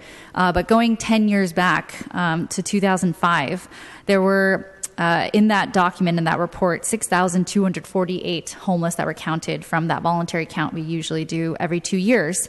Fast forward to 2015, 6,686, and this is not including the youth that were newly added starting in 2013. So that's about a roughly 400 person increase, which of course is not good. But I'm wondering why 10 years ago we hadn't declared that it was an emergency or that there was a shelter crisis at that time. So again, I just want us to remind us all of all the investments we have collectively made in the city to address homelessness. I think that is the path that we should continue to go down. Again, not to say that, again, I think the navigation centers, the one that we have has been wonderful. I toured it. I think it was such a great, creative, new way to approach this homeless issue. However, I don't think that is what our focus should be on. So I just wanted to say that today I won't be able to support this declaration. I think that if it were doing something differently, if it resulted in more funding to our city, to our state, then absolutely I would have supported it, but it does not appear to do so. Thank you. Thank you, Supervisor Tang. Supervisor Weiner. Thank you very much, Madam President. I think we're all in agreement that we do have an emergency situation on our streets. I don't care where you are on the political spectrum in this city or what your views are on what's happening on our streets. It's a terrible, unacceptable situation and is an emergency. I also think it's important that we not mislead the public into thinking that we're doing something when we're actually not doing anything in terms of this particular piece of legislation. It's important that we actually take tangible steps to address the crisis on our streets with more permanent housing, and yes, I agree, with more shelter beds, with more mental health services, with more drug addiction services, and with more firm efforts to address some of the behaviors that we're seeing on our streets. It is a broad-ranging issue, and we need to make sure that we are actually addressing it. If I thought that this legislation would do anything whatsoever to improve the situation on our streets, I would vote for it in a heartbeat. But it won't do a thing. It will not help anything on our streets. It will not improve the situation, and so I will not be voting for it today. I'll be honest, when this legislation, when Supervisor Campos first introduced this legislation, based on the things that I heard from Supervisor Campos and from others, I thought, wow, this could actually be a path forward, at least for part of our problem. Maybe it would open up resources. Of course, then we found out that it opens up absolutely no additional resources, and we received a letter from the federal government confirming that it opens up no additional resources. Then we heard that this will actually allow us to expedite and streamline the approval process for new facilities or services for homeless people. In fact, when Supervisor Campos announced this legislation, I'm reading from CBS reporting, it says, quote, this is not a quote from Supervisor Campos, but a quote from the report, quote, the move would allow the city to bypass some red tape in opening additional navigation centers on city-owned property. Indeed, the statement that Supervisor Campos issued publicly talked about, quote, allowing the city to take emergency action to build additional navigation centers on city-owned property, end quote. So great, maybe this legislation will actually allow us to act a little more quickly in addressing the problem. But then the amendment that Supervisor Yee offered in committee and Supervisor Campos accepted, to the extent that the original legislation would have actually accelerated anything, Supervisor Campos then accepted an amendment that completely contradicted and negated exactly that. This is not just about clarifying. This amendment was not just about clarifying that the public will have input. I'll read it. In adopting this declaration, the Board of Supervisors does not suspend, waive, or otherwise limit the requirements of any applicable city law regulating the process for selecting and developing sites for public facilities to be used as emergency housing pursuant to this declaration. Further, the Board does not suspend, waive, or otherwise limit the requirements of any applicable city law providing for public notification, community outreach, and/or public input as part of that process. To be clear, I'm not in any way criticizing Supervisor Yee for proposing this amendment, but it does completely contradict the announcement that we heard publicly when this legislation was introduced, that this was going to make it faster and more efficient and more streamlined in this emergency that we're declaring to site new navigation centers or other kinds of facilities. This legislation doesn't do a thing. We need to focus on actually addressing these problems. And if we pass legislation that says to the public, hey, we're declaring a shelter emergency, the public understandably may think, hey, this is going to do something. This isn't going to do anything. And so as tempting as it was for me to support this, and as much as I wanted to support it, I can't support it because I think this completely misleads the public. Thank you, Supervisor Wiener. Supervisor Marr. Yeah, I know colleagues are wanting to call the question, but I need to get my 2 cents in, as others have. I'll just say that Supervisor Campos is taking the bull by the horns. He's addressing the issue that came up during Super Bowl 50 as unfortunate statements were made that we wanted to push the homeless out of the Super Bowl 50 areas. Also, as Division Street was cleared, I think what Supervisor Campos is doing is what the Coalition on Homelessness and others have advocated from the Bob Prentice, Art Agnos days of multi-service centers and addressing a serious crisis. It's not about whack-a-mole, pushing different groups out, because we know that they're in all of our neighborhoods. I'm lucky to work with the Park Presidio United Presbyterian Church in my own district, and though the 37 different sites identified, I know some of them have not been communicated with my office, but we're doing our best to work with churches, not only public properties, but also with churches and nonprofits that are concerned about humanity of people who live without homes. And there are many of them, from Nadine, who lives on California and 7th Avenue, who many of us visit often to see if she's okay, or Maynor, Myron, who lives on Funston and Clement Street. But they are people from our neighborhoods and communities, and they need support. Clearly, the Coalition on Homelessness has said that the shelter system doesn't have enough support. There's a lot of the rigidity of rules that go through, and I think the Navigation Center model, which emerged out of the Agnos years and is not something that's brand new for our city, but it should be considered for different public facilities and other spaces that we should be looking at, like Pier 80 was used temporarily. But I applaud Supervisor Campos for raising awareness, and every 180 days to have this come up so that we're not shoving it under the rug and we're not doing whack-a-mole, but we're really addressing a crisis. So thank you for taking the bull by the horns with the Coalition on Homelessness and others to try to move forward with real solutions for our city. Thank you, Supervisor Campos. Supervisor Cohen. Thank you. Given that we've had extensive discussion, I'd like to call the question. All right, seeing no other names on the roster, Madam Clerk, on this item, can you please call the roll? On item 20, Supervisor Campos. Aye. Campos, aye. Supervisor Cohen. Aye. Cohen, aye. Supervisor Farrell. No. Farrell, no. Supervisor Kim. Aye. Kim, aye. Supervisor Marr. Aye. Marr, aye. Supervisor Peskin. Peskin, absent. Supervisor Tang. No. Tang, no. Supervisor Wiener. No. Wiener, no. Supervisor Yee. Aye. Yee, aye. Supervisor Avalos. Aye. Avalos, aye. Supervisor Breed. Aye. Breed, aye. There are 7 ayes and 3 noes with Supervisors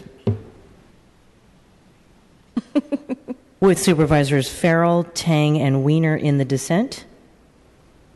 The ordinance is passed on the first reading. Next item, please. Item 21 is a motion to confirm the mayor's reappointment of Christina Rupke to the Municipal Transportation Agency Board of Directors, term ending March 1st, 2020. Roll call vote. On item 21, Supervisor Campos. Aye. Campos, aye. Supervisor Cohen. Aye. Cohen, aye. Supervisor Farrell. Aye. Farrell, aye. Supervisor Kim. Aye. Kim, aye. Supervisor Marr. Aye. Marr, aye. Supervisor Peskin. Peskin, absent. Supervisor Tang.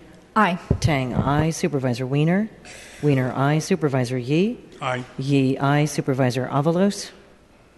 Avalos, aye. Supervisor Breed. Aye. Breed, aye. There are 10 ayes. The motion is approved unanimously. Next item. Item 22 is a motion to confirm the mayor's reappointment of Malcolm Heineke to the Municipal Transportation Agency Board of Directors, term ending March 1st, 2020. Colleagues, can we take this item? Same house, same call. Without objection, the motion is approved unanimously. Next item. Item 23 is a motion to appoint Angela Pond to the reappoint and to reappoint Ulash Thakor Dunlap and Idell Wilson to the Mental Health Board, terms ending January 31st, 2019. Roll call vote. On item 29, Supervisor Campos. Aye. Campos, aye. Supervisor Cohen. Aye. Cohen, aye. Supervisor Farrell. Aye. Farrell, aye. Supervisor Kim. Kim, aye. Supervisor Marr? Aye. Marr, aye. Supervisor Peskin? Aye. Peskin, aye. Supervisor Tang? Tang, aye. Supervisor Wiener? Aye. Wiener, aye. Supervisor Yee? Aye. Yee, aye. Supervisor Avalos? Aye. Avalos, aye. Supervisor Breed? Aye. Breed, aye. There are 11 ayes. The motion is approved unanimously. Supervisor Campos? Madam President, I was wondering if we could go back to item 20 and if we can rescind the vote so that we can have a full complement of the board on that vote. Yes, Supervisor Kim. Supervisor Campos. To make a motion. Supervisor Campos has made a motion to rescind the vote. Is there a second? Thank you, Supervisor Kim. Without objection, the vote for item 20 has been rescinded unanimously.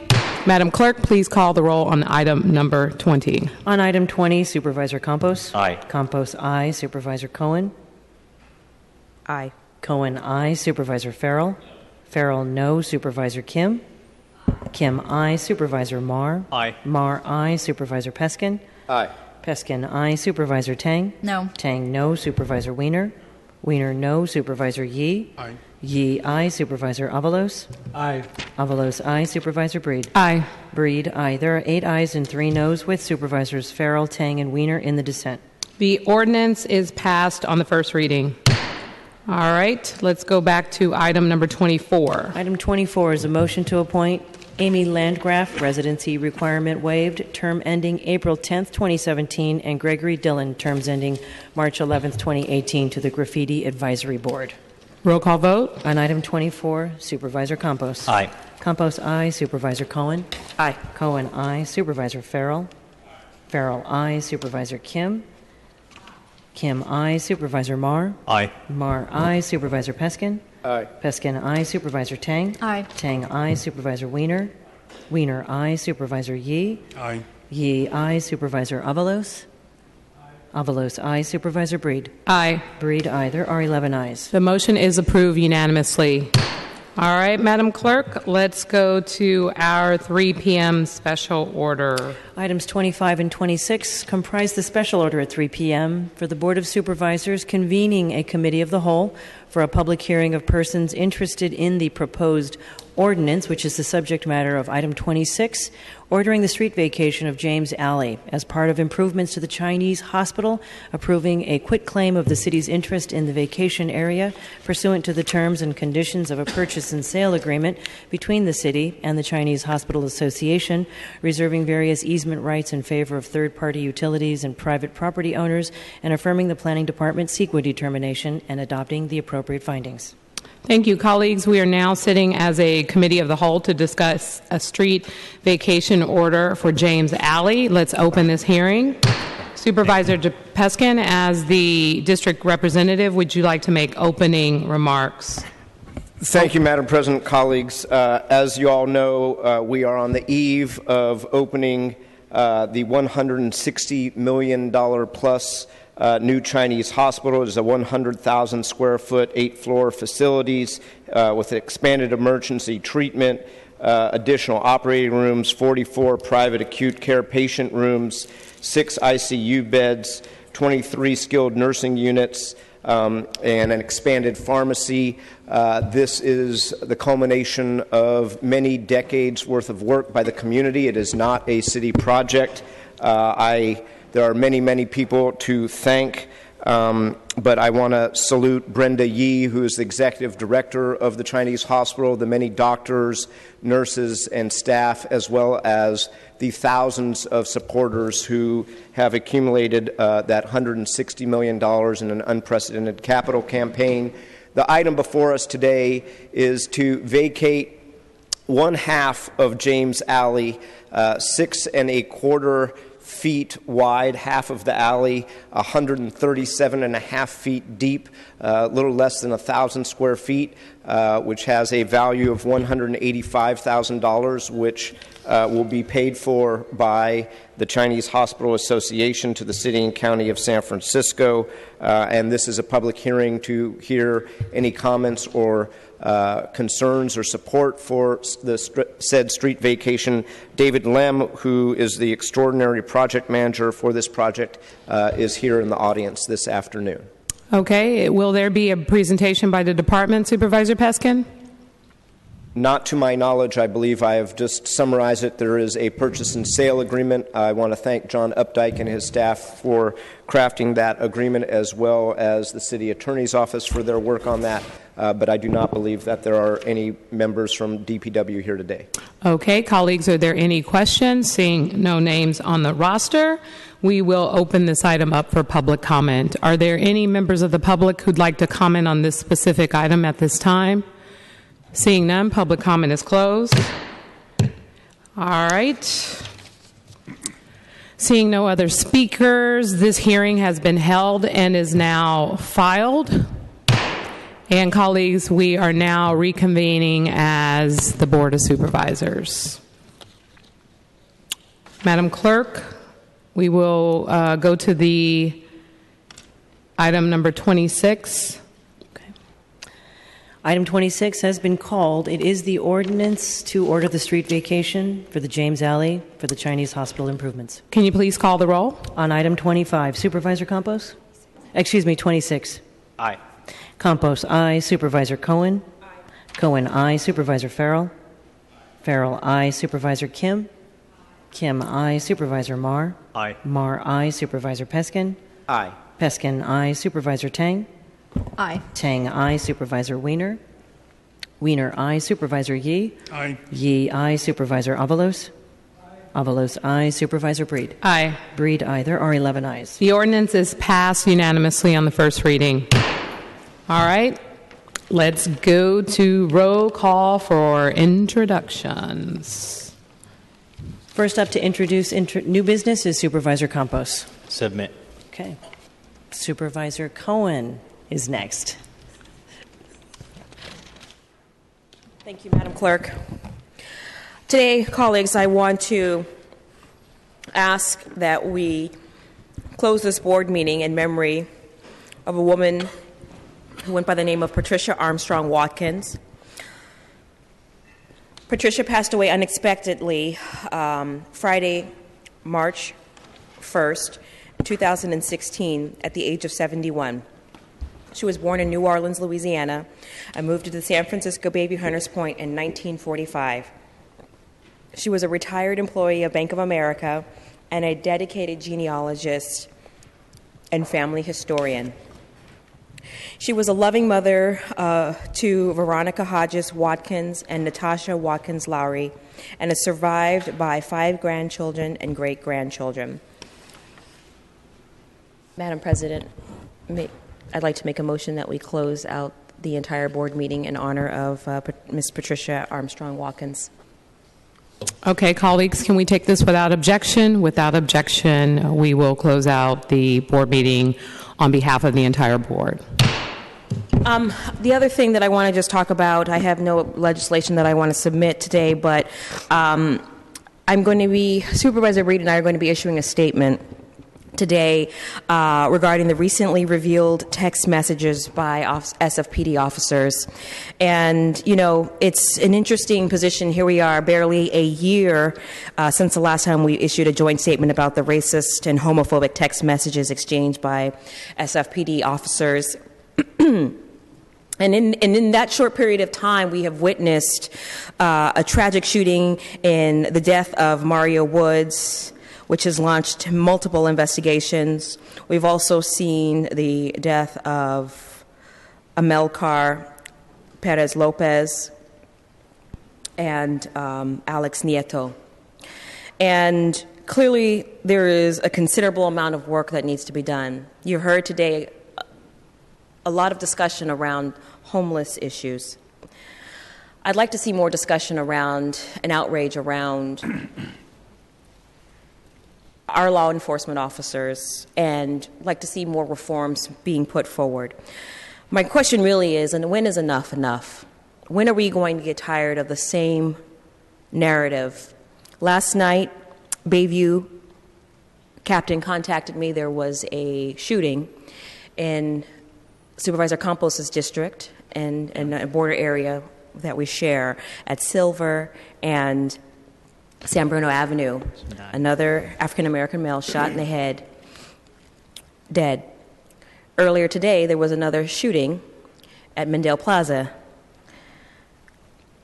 I don't want to conflate the two issues because they are separate in terms of what is precipitating this violence. But I do want to call into question that we have a responsibility as elected leaders to ensure that those that are sworn to protect and serve will continue to protect and serve. And again, I don't say this statement lightly, and I want to acknowledge those members of law enforcement that take their job seriously and execute their duties to the highest and fullest level of integrity. Thank you. But to those members that are part of law enforcement that are sending and continuing and condoning and worst, turning a blind eye to the text messages of a homophobic, racist, or even sexist nature, they're just as guilty as the person initiating these messages.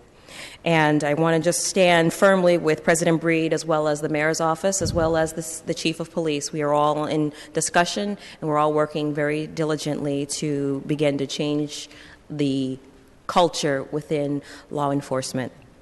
I urge any of my colleagues here to be a part of this discussion.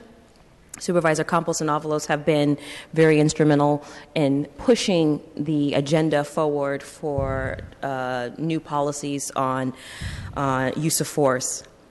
But what we need to do more of is also spend some time in discussion around diversity and bias training and ensuring that our officers that are patrolling our streets are culturally competent and that they are able to develop a rapport with the community that they're policing. I also want to emphasize the need for data collection to ensure that we are supporting and creating environments where there are independent and transparent investigations, and that we are recruiting officers that will continue to fight to protect and defend our constituents here in San Francisco. So I want to put a message out to the police commission as well as to the chief of police to encourage them to strongly seek the fullest possible disciplinary action for the officers involved in the most recent heinous actions. I'm pledging my support to the mayor's office, as well as the department, as well as to the community and the stakeholders, to create an action plan to ensure that we are preventing these incidents from ever happening again. Thank you. Thank you, Supervisor Cohen. Supervisor Farrell. Thank you. Supervisor Kim. Supervisor Marr. Thank you.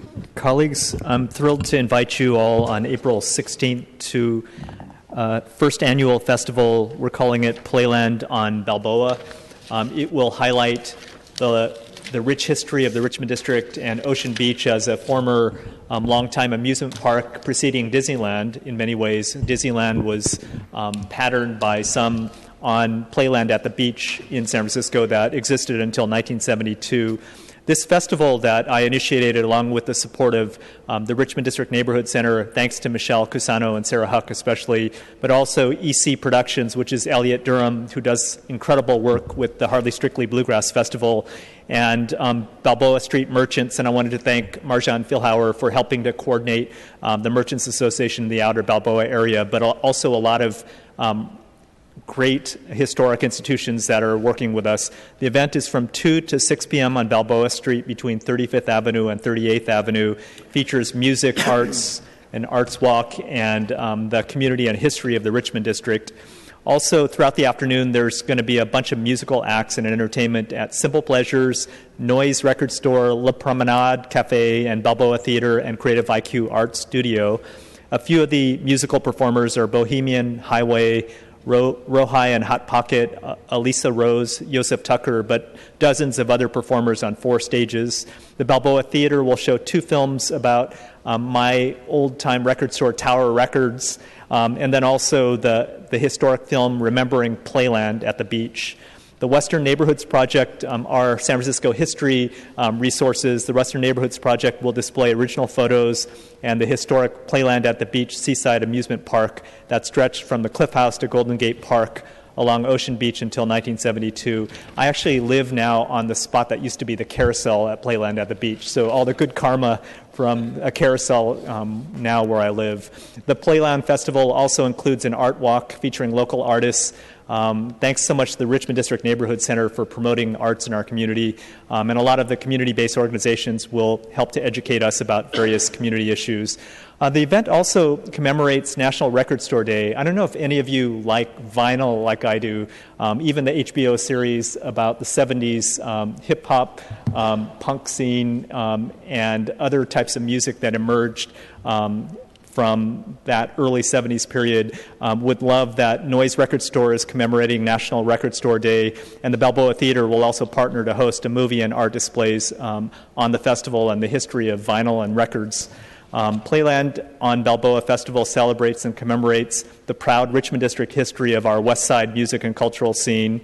Chet Helms actually had a music place that's kind of like a counterculture place for all the bands to play right on Balboa and the Great Highway for a period of our history as well. And San Francisco's West Side music and cultural scene will be highlighted. From the old outside lands days of the turn of the century to Fulton Street's Beer Town saloons, to the psychedelic rock and new age music scene promoted by The Family Dog by Chet Helms, a rock dance commune on the Great Highway, of course, and Playland at the beach. Please join us. If you want information, contact Raquel from my office or go to rdnc.org/Playland on Balboa. The rest I'll submit. Thank you. Thank you, Supervisor Marr. Supervisor Peskin. Thank you, Madam Clerk. Colleagues, over the last several months, as Supervisor Kim and I have had ongoing negotiations with the development community around reforming our inclusionary housing requirements, we've continually run into the hurdle with regard to state preemptions posed by the state's 1979 density bonus requirements. And I've had a number of conversations now with members of our state legislative delegation, Senator Leno, Assembly members David Chu and Phil Ting, and am hopeful that perhaps San Francisco County, which has led the state in affordable housing production, can be treated differently than the other 57 counties and 481 cities across San Francisco. Just to give you a quick snapshot, the last regional housing assessment cycle documented that San Francisco had contributed 7,604 permanently affordable low and moderate income new housing units and 13,391 above moderate income new housing units. And today there are a couple of assembly bills, AB 2501 and AB 2522, both of them well intended as intervention tools for statewide application, but are certainly, I don't believe, an appropriate fit for us here in San Francisco. We fully understand the challenge with many local jurisdictions that are unfriendly to affordable housing, but we have developed here a tool locally that should be allowed to stand on its own. So I look forward to having that resolution before all of us for a vote next Tuesday. I'm also requesting that the Department of Building Inspections provide a best estimate by May the 1st of the cost and scope of a citywide physical assessment of our remaining single resident occupancy housing stock, which has dropped precipitously from some 33,000 units in the 1970s to less than 20,000 units today. In addition, I am delighted to have the co-sponsorship of almost every single member of this Board of Supervisors in renaming James Place that we just voted on first reading to vacate adjacent to the Chinese hospital on Jackson Street. And that piece of legislation is to rename James Alley after the matriarch of Chinatown and longtime stalwart supporter of the Chinese hospital rebuild, the one and only Rose Pak. Thank you all for your co-sponsorship. I'm only sorry that she will not be here for the historic moment on April 18th when the hospital is opened. And I also want to say that the congratulations on that incredible project is extended to many, many individuals, the members of the board of the Chinese hospital, Brenda Yi, who's the executive director of that institution, to her many, many staff, doctors, nurses, and of course to the thousands of individuals, corporations, and others who have contributed to a capital campaign in excess of $160 million. And colleagues, I neglected to say before that the reason for the street vacation is because there are actually subterranean water cisterns for emergencies underneath that. And so those need to be under the control of the hospital. But that alley, soon hopefully to be Rosepack Way, or Rosepack's Way, is going to remain open space and will be maintained by the Chinese hospital, and that open space requirement will be a condition of the deed. And finally, I would like to adjourn today's meeting in the memory of Jack Russell Storrs, the father of our city surveyor, Bruce Storrs. That concludes my roll call. Thank you, Supervisor Peskin. Supervisor Yi. Thank you, Madam Clerk. I just wanted to thank my colleague, Supervisor Peskin, for bringing this resolution to rename James Place to Rosepack's Way. You know, I probably mentioned this before, that I'm probably the only supervisor that was born in Chinese hospital, I think. If somebody else was born there, then let me know. But so it means a lot to me, not just to me, but to the community. And when I was working in a nonprofit at the time, 1979 or late 70s, and it was announced that the Chinese hospital was going to close, and I was so disappointed. And then there was an announcement that, oh yeah, this person, Rose Pack, is going to try to save it. And in the late 70s, when they told me the price tag of it, there was no reason for me to believe that one person was going to be able to do this. I mean, the community wasn't too sure they were going to do it. And this one person says, yes, we're going to do this. And lo and behold, she did it, after many years, but it's been done. And I can't think of a single person who mobilized a whole community to raise that amount of money. And we're not talking about a big donor like there's a billionaire that said, okay, I'll write a big check and I'm going to save it. It's basically a person that was a community activist that believed in a cause, and I got to give her a lot of credit. I mean, and I think we're just renaming this particular James Place to her name is just a small token of at least my appreciation. So thank you very much, Supervisor Peskin. Thank you, Supervisor. First, I submit. Thank you kindly. Supervisor Avalos. Okay. Supervisor Breed. Thank you, colleagues. I have a couple of items. First, I want to thank Supervisor Cohen for collaborating with me yet again on trying to address a number of issues with the San Francisco Police Department. We clearly have a lot of work to do, and I appreciate the support that Supervisor Peskin has also given to helping to address this issue.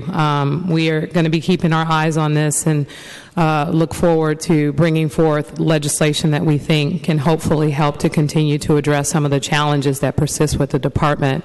When is enough is now. Enough is enough. And anytime there is anything that's happening with the department that is problematic, not only should we as leaders of the city be standing up, but definitely the mayor and other elected leaders of this city should definitely come out on the forefront and make it clear that they don't support this behavior, and we will do everything we can as elected leaders to address this issue. I'm really proud of the work that Supervisor Cohen specifically has been doing, including the ballot measure that will require finally, that in every instance of an officer-involved shooting, there will be an investigation if this ballot measure passes by the Office of Citizen Complaint. A small step in the right direction, but we have to continue working towards trying to address this issue. So with that, I have just a few other items, colleagues. Today, I'm introducing an ordinance creating a dedicated citywide fund to help San Franciscans who have fallen victims to a fire in their home. I want to thank Supervisor Campos for co-sponsoring this legislation with me, and I know there have been several tragic fires in the Mission recently and numerous people who have been displaced. Thank you for working with me, Supervisor. A residential fire strikes without notice, and unlike many other significant life-changing events, there is no advance planning for a fire. No one expects it will happen to them, and many times it's not even a fire in your own unit. The fire starts in another unit or even another building, but suddenly you have no place to live.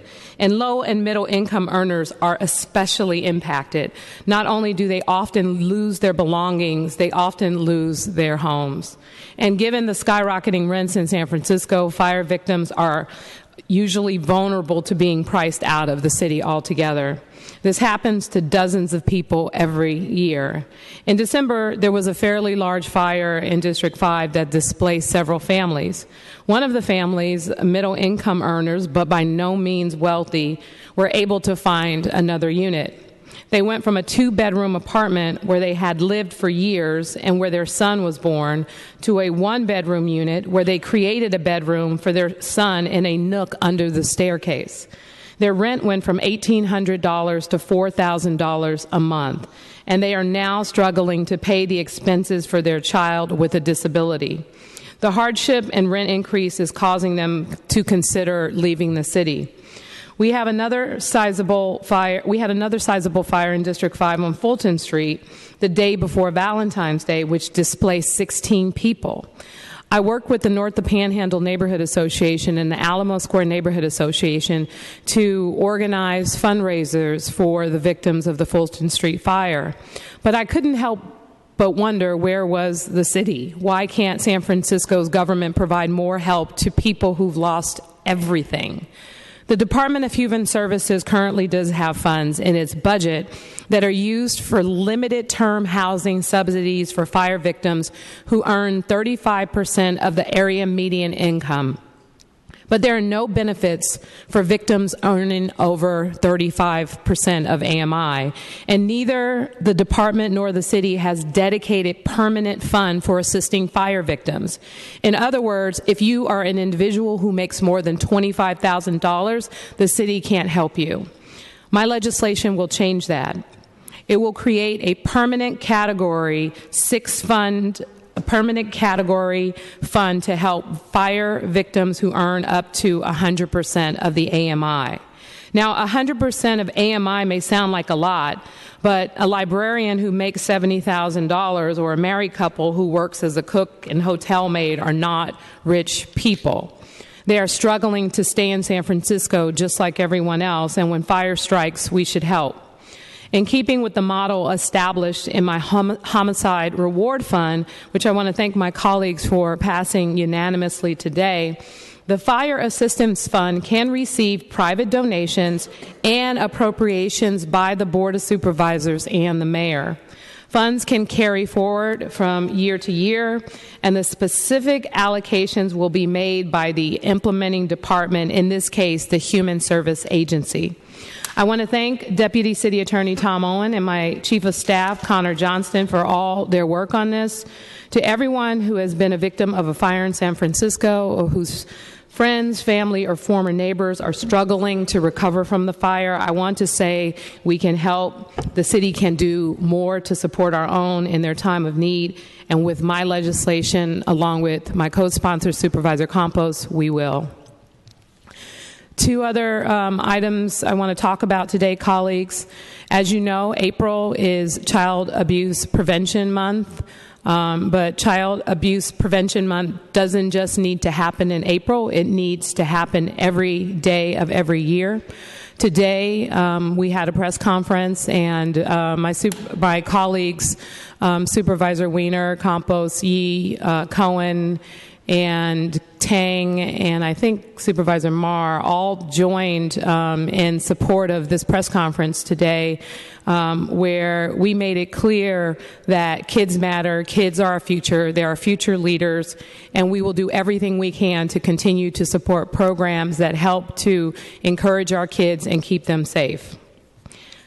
So I just wanted to alert everyone that as a result of April and the work around Child Prevention, Violence Prevention Month, tonight City Hall will be lit up in blue to commemorate this occasion. Some of you probably received these beautiful blue ribbon pens and provided by Patty, who is the owner of Divisadero Car Wash, who has been actively engaged in this issue for over 26 years. Her, along with Katie Albright, who is the director of the Child Abuse Prevention Center with locations in the Haight-Ashbury and the Bayview Hunters Point community, was in attendance and provided great remarks, as well as Dr. Emily Marase, who is the executive director from the Commission on the Status of Women. All of these amazing people continue to work every single day in our great city to do all that we can to provide the necessary support to make sure that our children have the resources they need and that we continue to protect them. So City Hall will be lit up in blue. It's going to be a beautiful sight, so take a look if you're around. I also want to talk a little bit about a bone marrow donor registration that we will be hosting at City Hall on Friday, this coming Friday, between 11 and 2 p.m. A few weeks ago, I adjourned our meeting in memory of a good friend, Chris Carpenter, who passed away because of leukemia. A week later, his wife came to testify in our meeting, and she is still mourning the death of her husband. She will be also here joining us this Friday. And today I'm introducing a resolution encouraging everyone between the ages of 18 and 44 years old to register as a bone marrow donor to help diversify the bone marrow donor registry. We did this over a year ago with Supervisor Kim for Kevin Winston, who also passed away, the husband of Latifah Simon. They got married the same day that we had an incredible bone marrow drive, and we are still mourning the death of Kevin.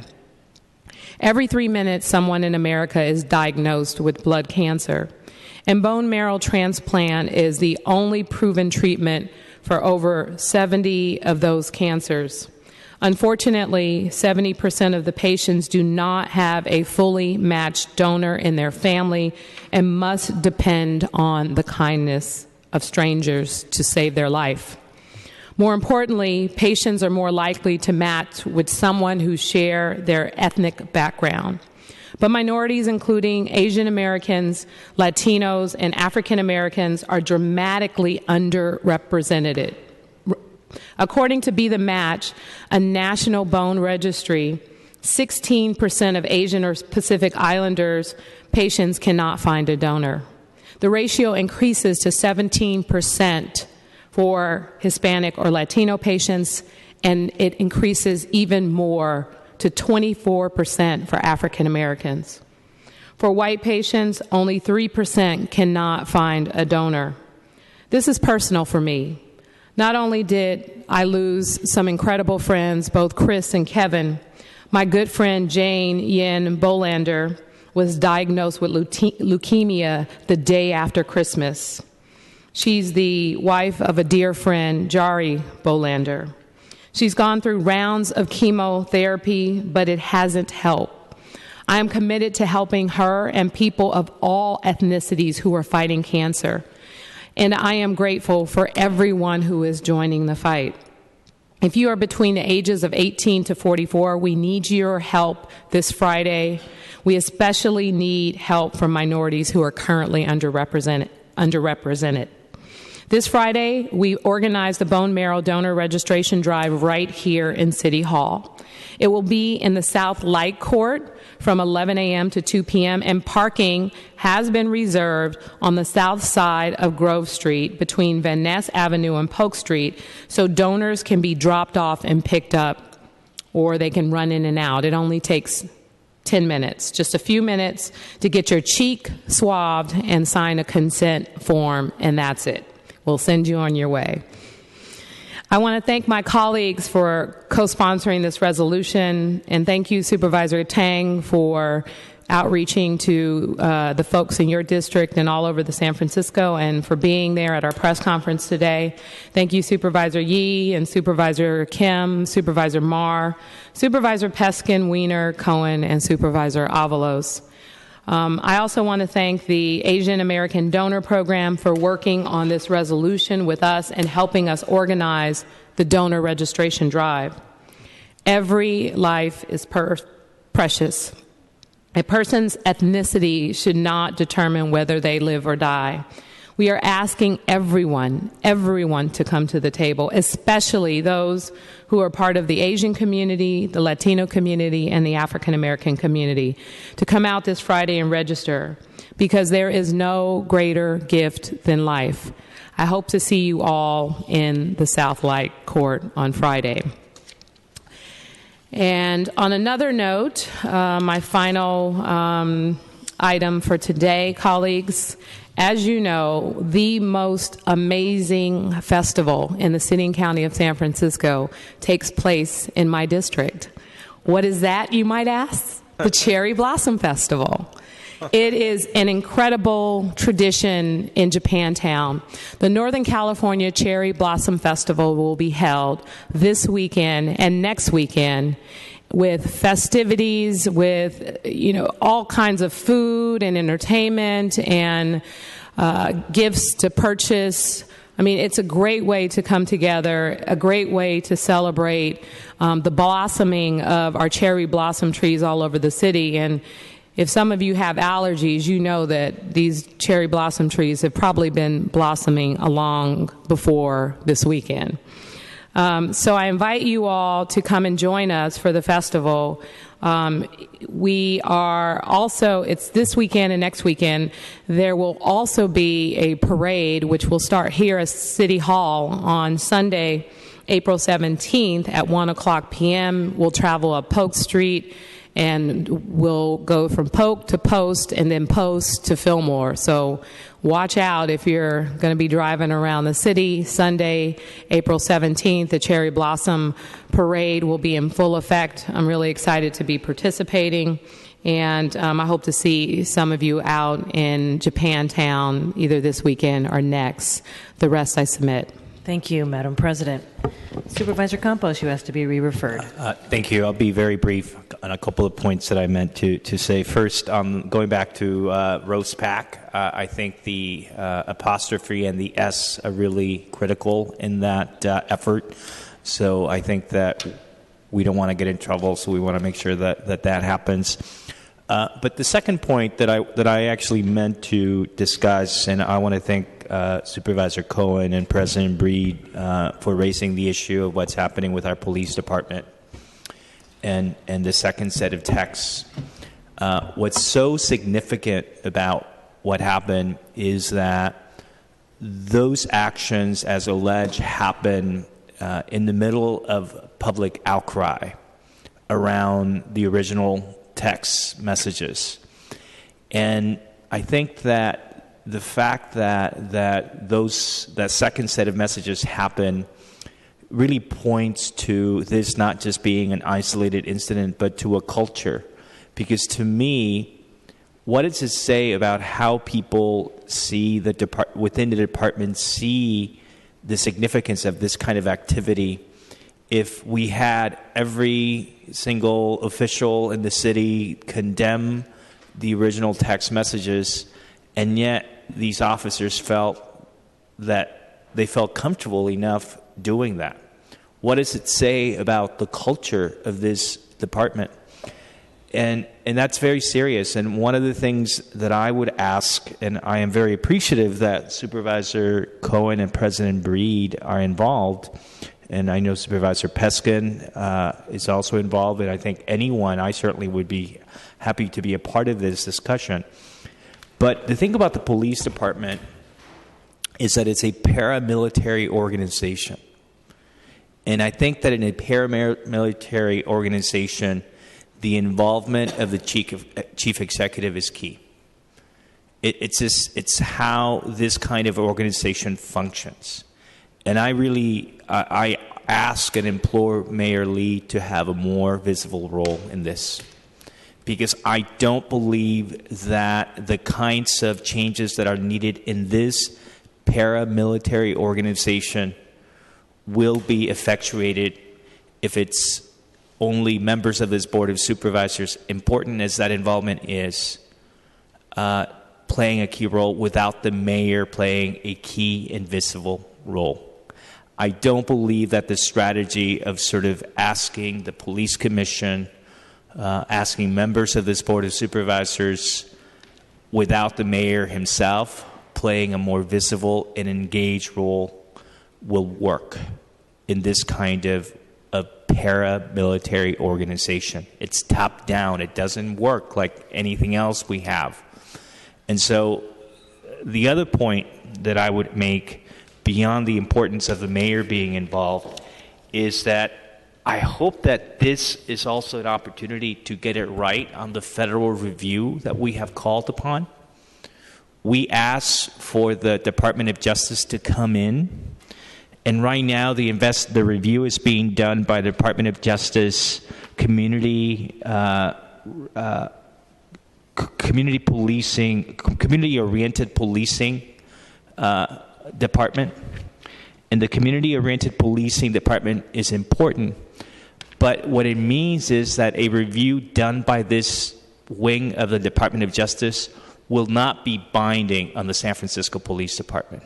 The significance of actually having the Civil Rights Division coming in and do a study and review is that the Civil Rights Division is the only one that actually has the ability and the power to impose a consent decree if a consent decree is needed.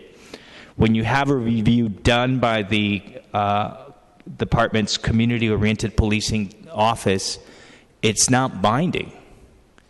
And so I would ask the mayor, I would ask the chief of police, I would ask us to collectively ask, in light of the recent development with the last set of text messages, that we ask the Department of Justice that they actually send in the Civil Rights Division, so that whatever happens because of this review is actually legally binding on the department. I think that's the kind of message that needs to be sent, but also I think it will ensure that any changes that are actually recommended are not just recommended, but actually required, so that the changes actually happen. The rest I submit. Thank you, Supervisor Campos. Madam President, seeing no other names on the roster, that concludes the introduction of new business. Thank you, colleagues. Madam Clerk, can you please read public comment? At this time, the public may now address the entire Board of Supervisors for up to 2 minutes on items within the subject matter jurisdiction of the Board, to include the minutes and items on the adoption without reference to committee calendar, items 29 through 33. Public comment is not allowed when an item has been previously subject to public comment at a Board committee.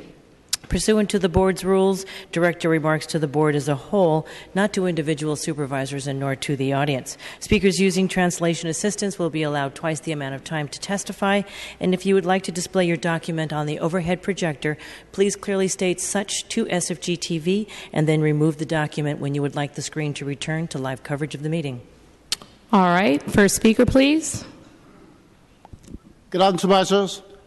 Our principal working agenda for realistic truth of scientific methodology in applying ultimate uprightness of usages and pathways, oneself nature, and timely destiny take charge of oneness of leadership with cultivated virtues of supreme state of mind, performing mighty credible works in gathered political and educational meeting of three talents. Having a plan in progress so enforce local principal functions one widely observed of timely chances with good response in learning and pathway to chances of living force, control, self-limitation, and developmental progress of our civilization. Mighty holy talent would make use of heavenly heart of good conscience and capabilities to work on worthy knowledge for worthy management with unity of methodology of established principles. Central core of people's passion and wisdom come to a peace of wellness of their diversified destiny in pathways. One's heavenly position and good practice of daily works shall make perfect success in a new hour people of such giant, creditable, worthy businesses having true belief with cultivated pathway of well-being in complete accomplishment. Thank you.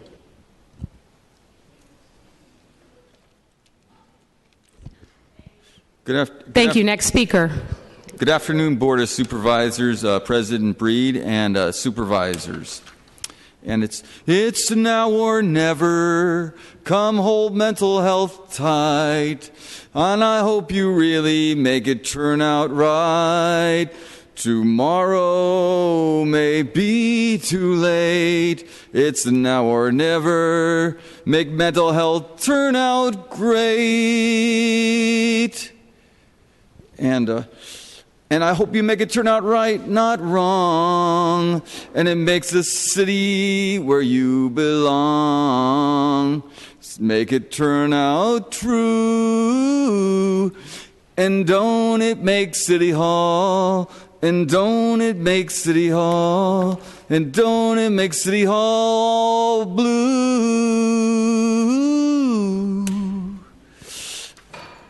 And, oh, welcome back, Supervisor Peskin, still.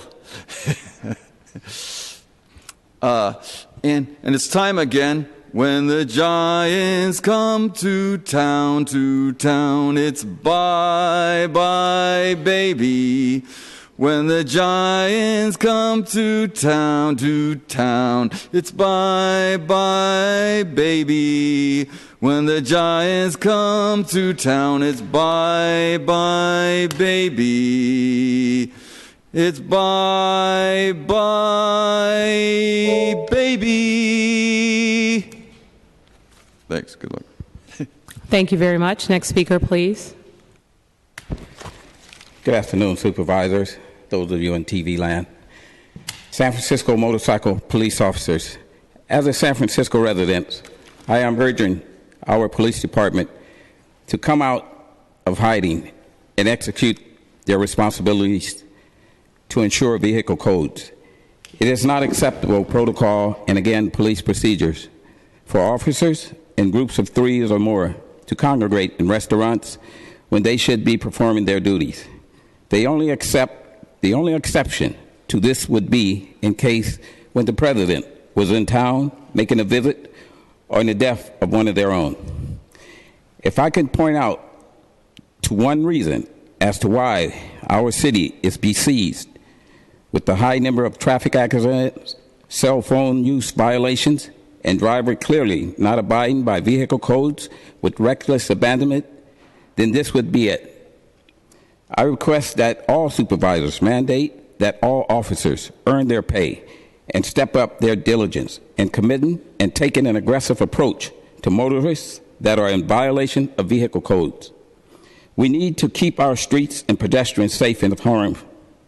The POA preaches to the choir in ignoring the fact that so many accidents that are occurring in San Francisco is because of lack of job performance that they're sworn to enforce, not just joyriding around waiting for payday.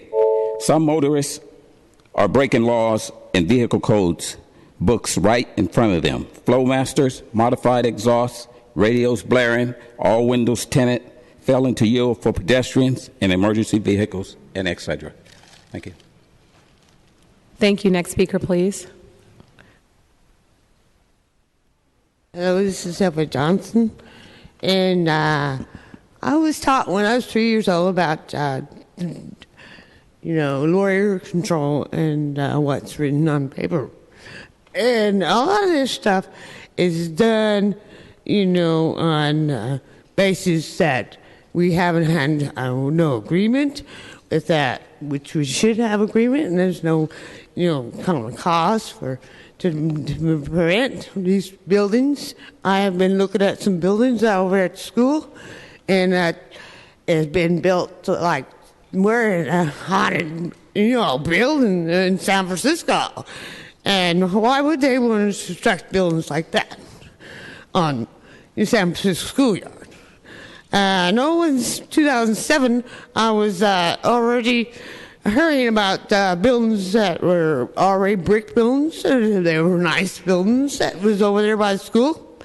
And that there was me already gone to Washington, D.C. on this matter. I heard that they was tearing down the brick buildings. And this is still a department that, has been not already decided, which it should be decided, on this agreement with these building processes.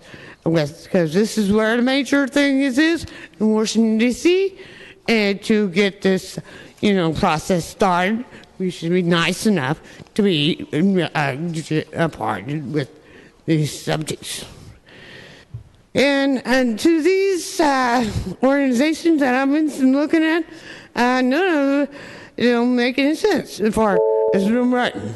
And thank you, Ms. Johnson. Thank you. Next speaker, please.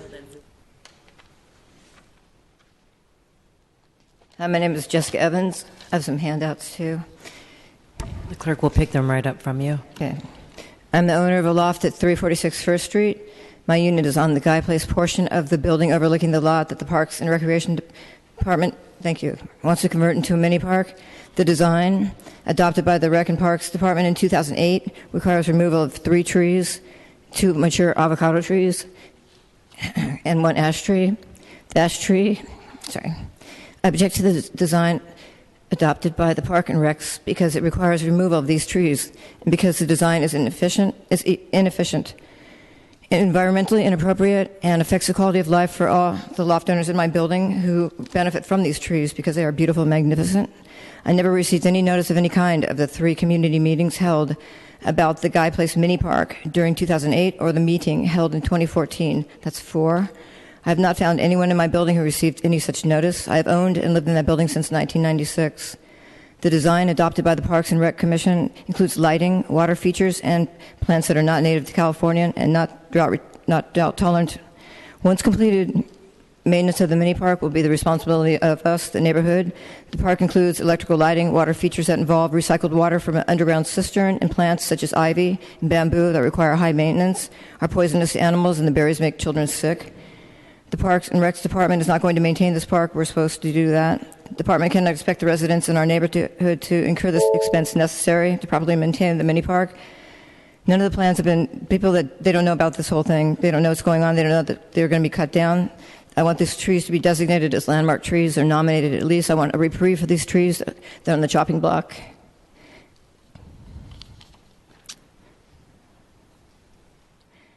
That's it.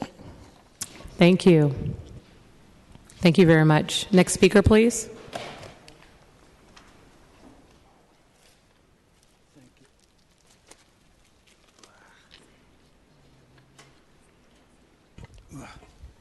Thank you, John. Tom Gilberti. I think we'd all be surprised the amount of police officers that retire, never pulling their gun out of their holster and firing a bullet. That's the direction we need to go.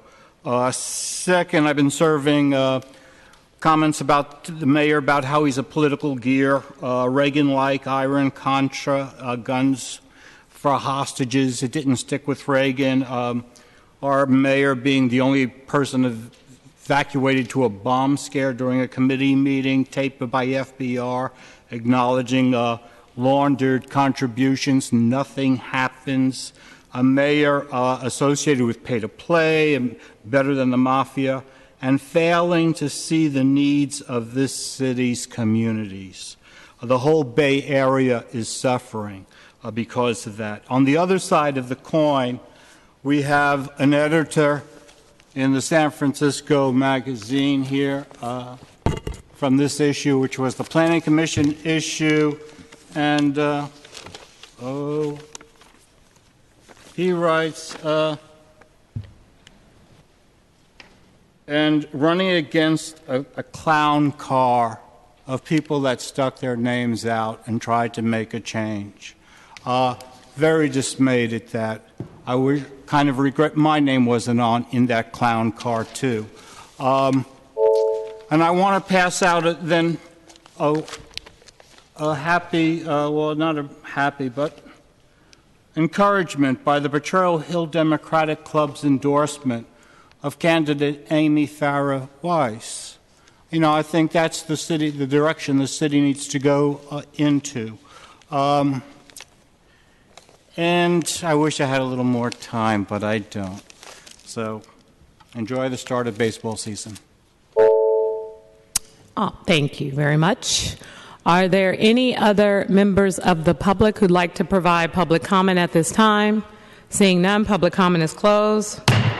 Madam Clerk, can we go to the items for without reference to committee? Items 29 through 33 are being considered for immediate adoption without committee reference.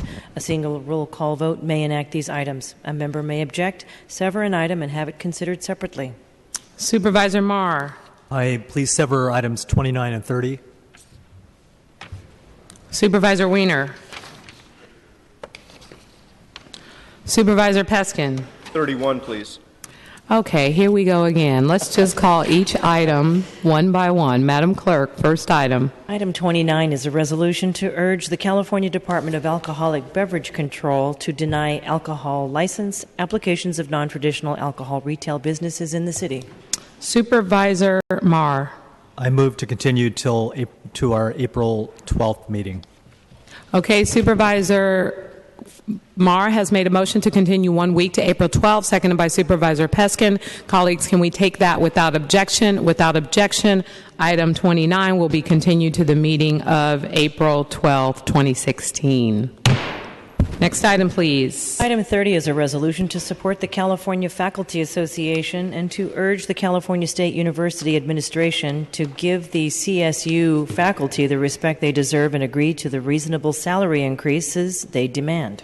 Supervisor Marr. Thank you. I just urge colleagues to support this, and thanks to the co-authors, Supervisor Avalos, Kim, Campos, Peskin, and Yee. On behalf of the 26,000 California State University faculty, I used to be a member for 16 years. Really important. We don't want to have to strike on April 13th, but it's really an important issue. Thanks to Sheila Tully, the president of the CFA at San Francisco State, I think this is a critical issue, and our support can be extremely helpful for a fair contract for the faculty. I urge support. Thank you. Thank you, Supervisor Marr. Madam Clerk, can you please call the roll for item number 30? For item 30, Supervisor Campos. Campos, aye. Supervisor Cohen. Cohen, aye. Supervisor Farrell. Farrell, aye. Supervisor Kim. Kim, aye. Supervisor Marr. Aye. Marr, aye. Supervisor Peskin. Aye. Peskin, aye. Supervisor Tang. Aye. Tang, aye. Supervisor Weiner. Aye. Weiner, aye. Supervisor Yee. Aye. Yee, aye. Supervisor Avalos. Avalos, aye. Supervisor Breed. Aye. Breed, aye. There are 11 ayes. The resolution is adopted unanimously. Madam Clerk, can you please call item 31? Item 31 is a resolution to urge the San Francisco Municipal Transportation Agency, Board of Directors, and the SFMTA Director to deny the commuter shuttle program permit application submitted by Bowers Intelligent Transportation, Inc. until such time as Bowers demonstrates full compliance with labor harmony. Supervisor Peskin.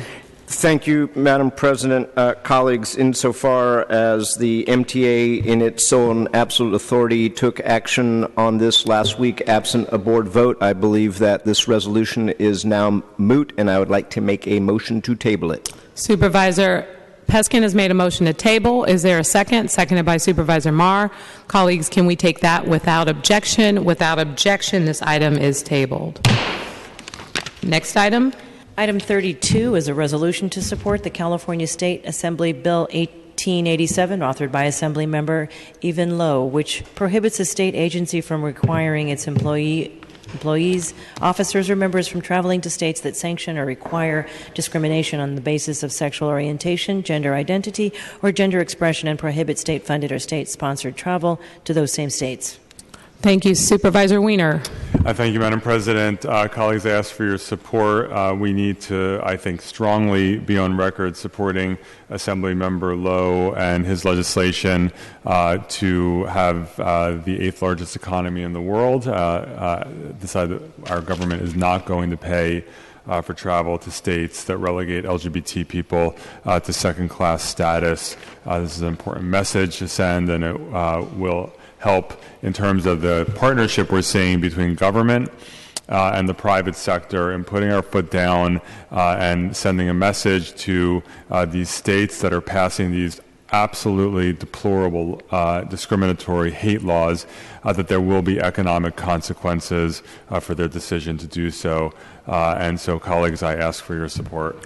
Thank you, Supervisor Weiner, and I couldn't agree with you more. Please add me as a co-sponsor. Thank you, Madam President. And with that, colleagues, can we take this item, same house, same call? Without objection, the resolution is adopted unanimously.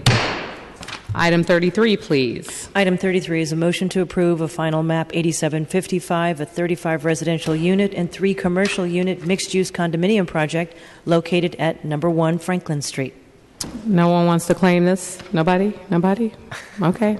Colleagues, can we take this item, same house, same call? Without objection, the motion is approved unanimously. All right, Madam Clerk, can you please read the in memoriam? Yes, today's meeting will be adjourned in memory of the following beloved individuals. At the suggestion of Supervisor Cohen, on behalf of the entire Board of Supervisors, for the late Patricia Armstrong Watkins, and on behalf of Supervisor Peskin, for the late Jack Russell Storrs. All right, colleagues, this brings us to the end of our agenda. Madam Clerk, is there any further business before us? Just go Giants, Madam President. All right, we are adjourned, colleagues. Have a great day.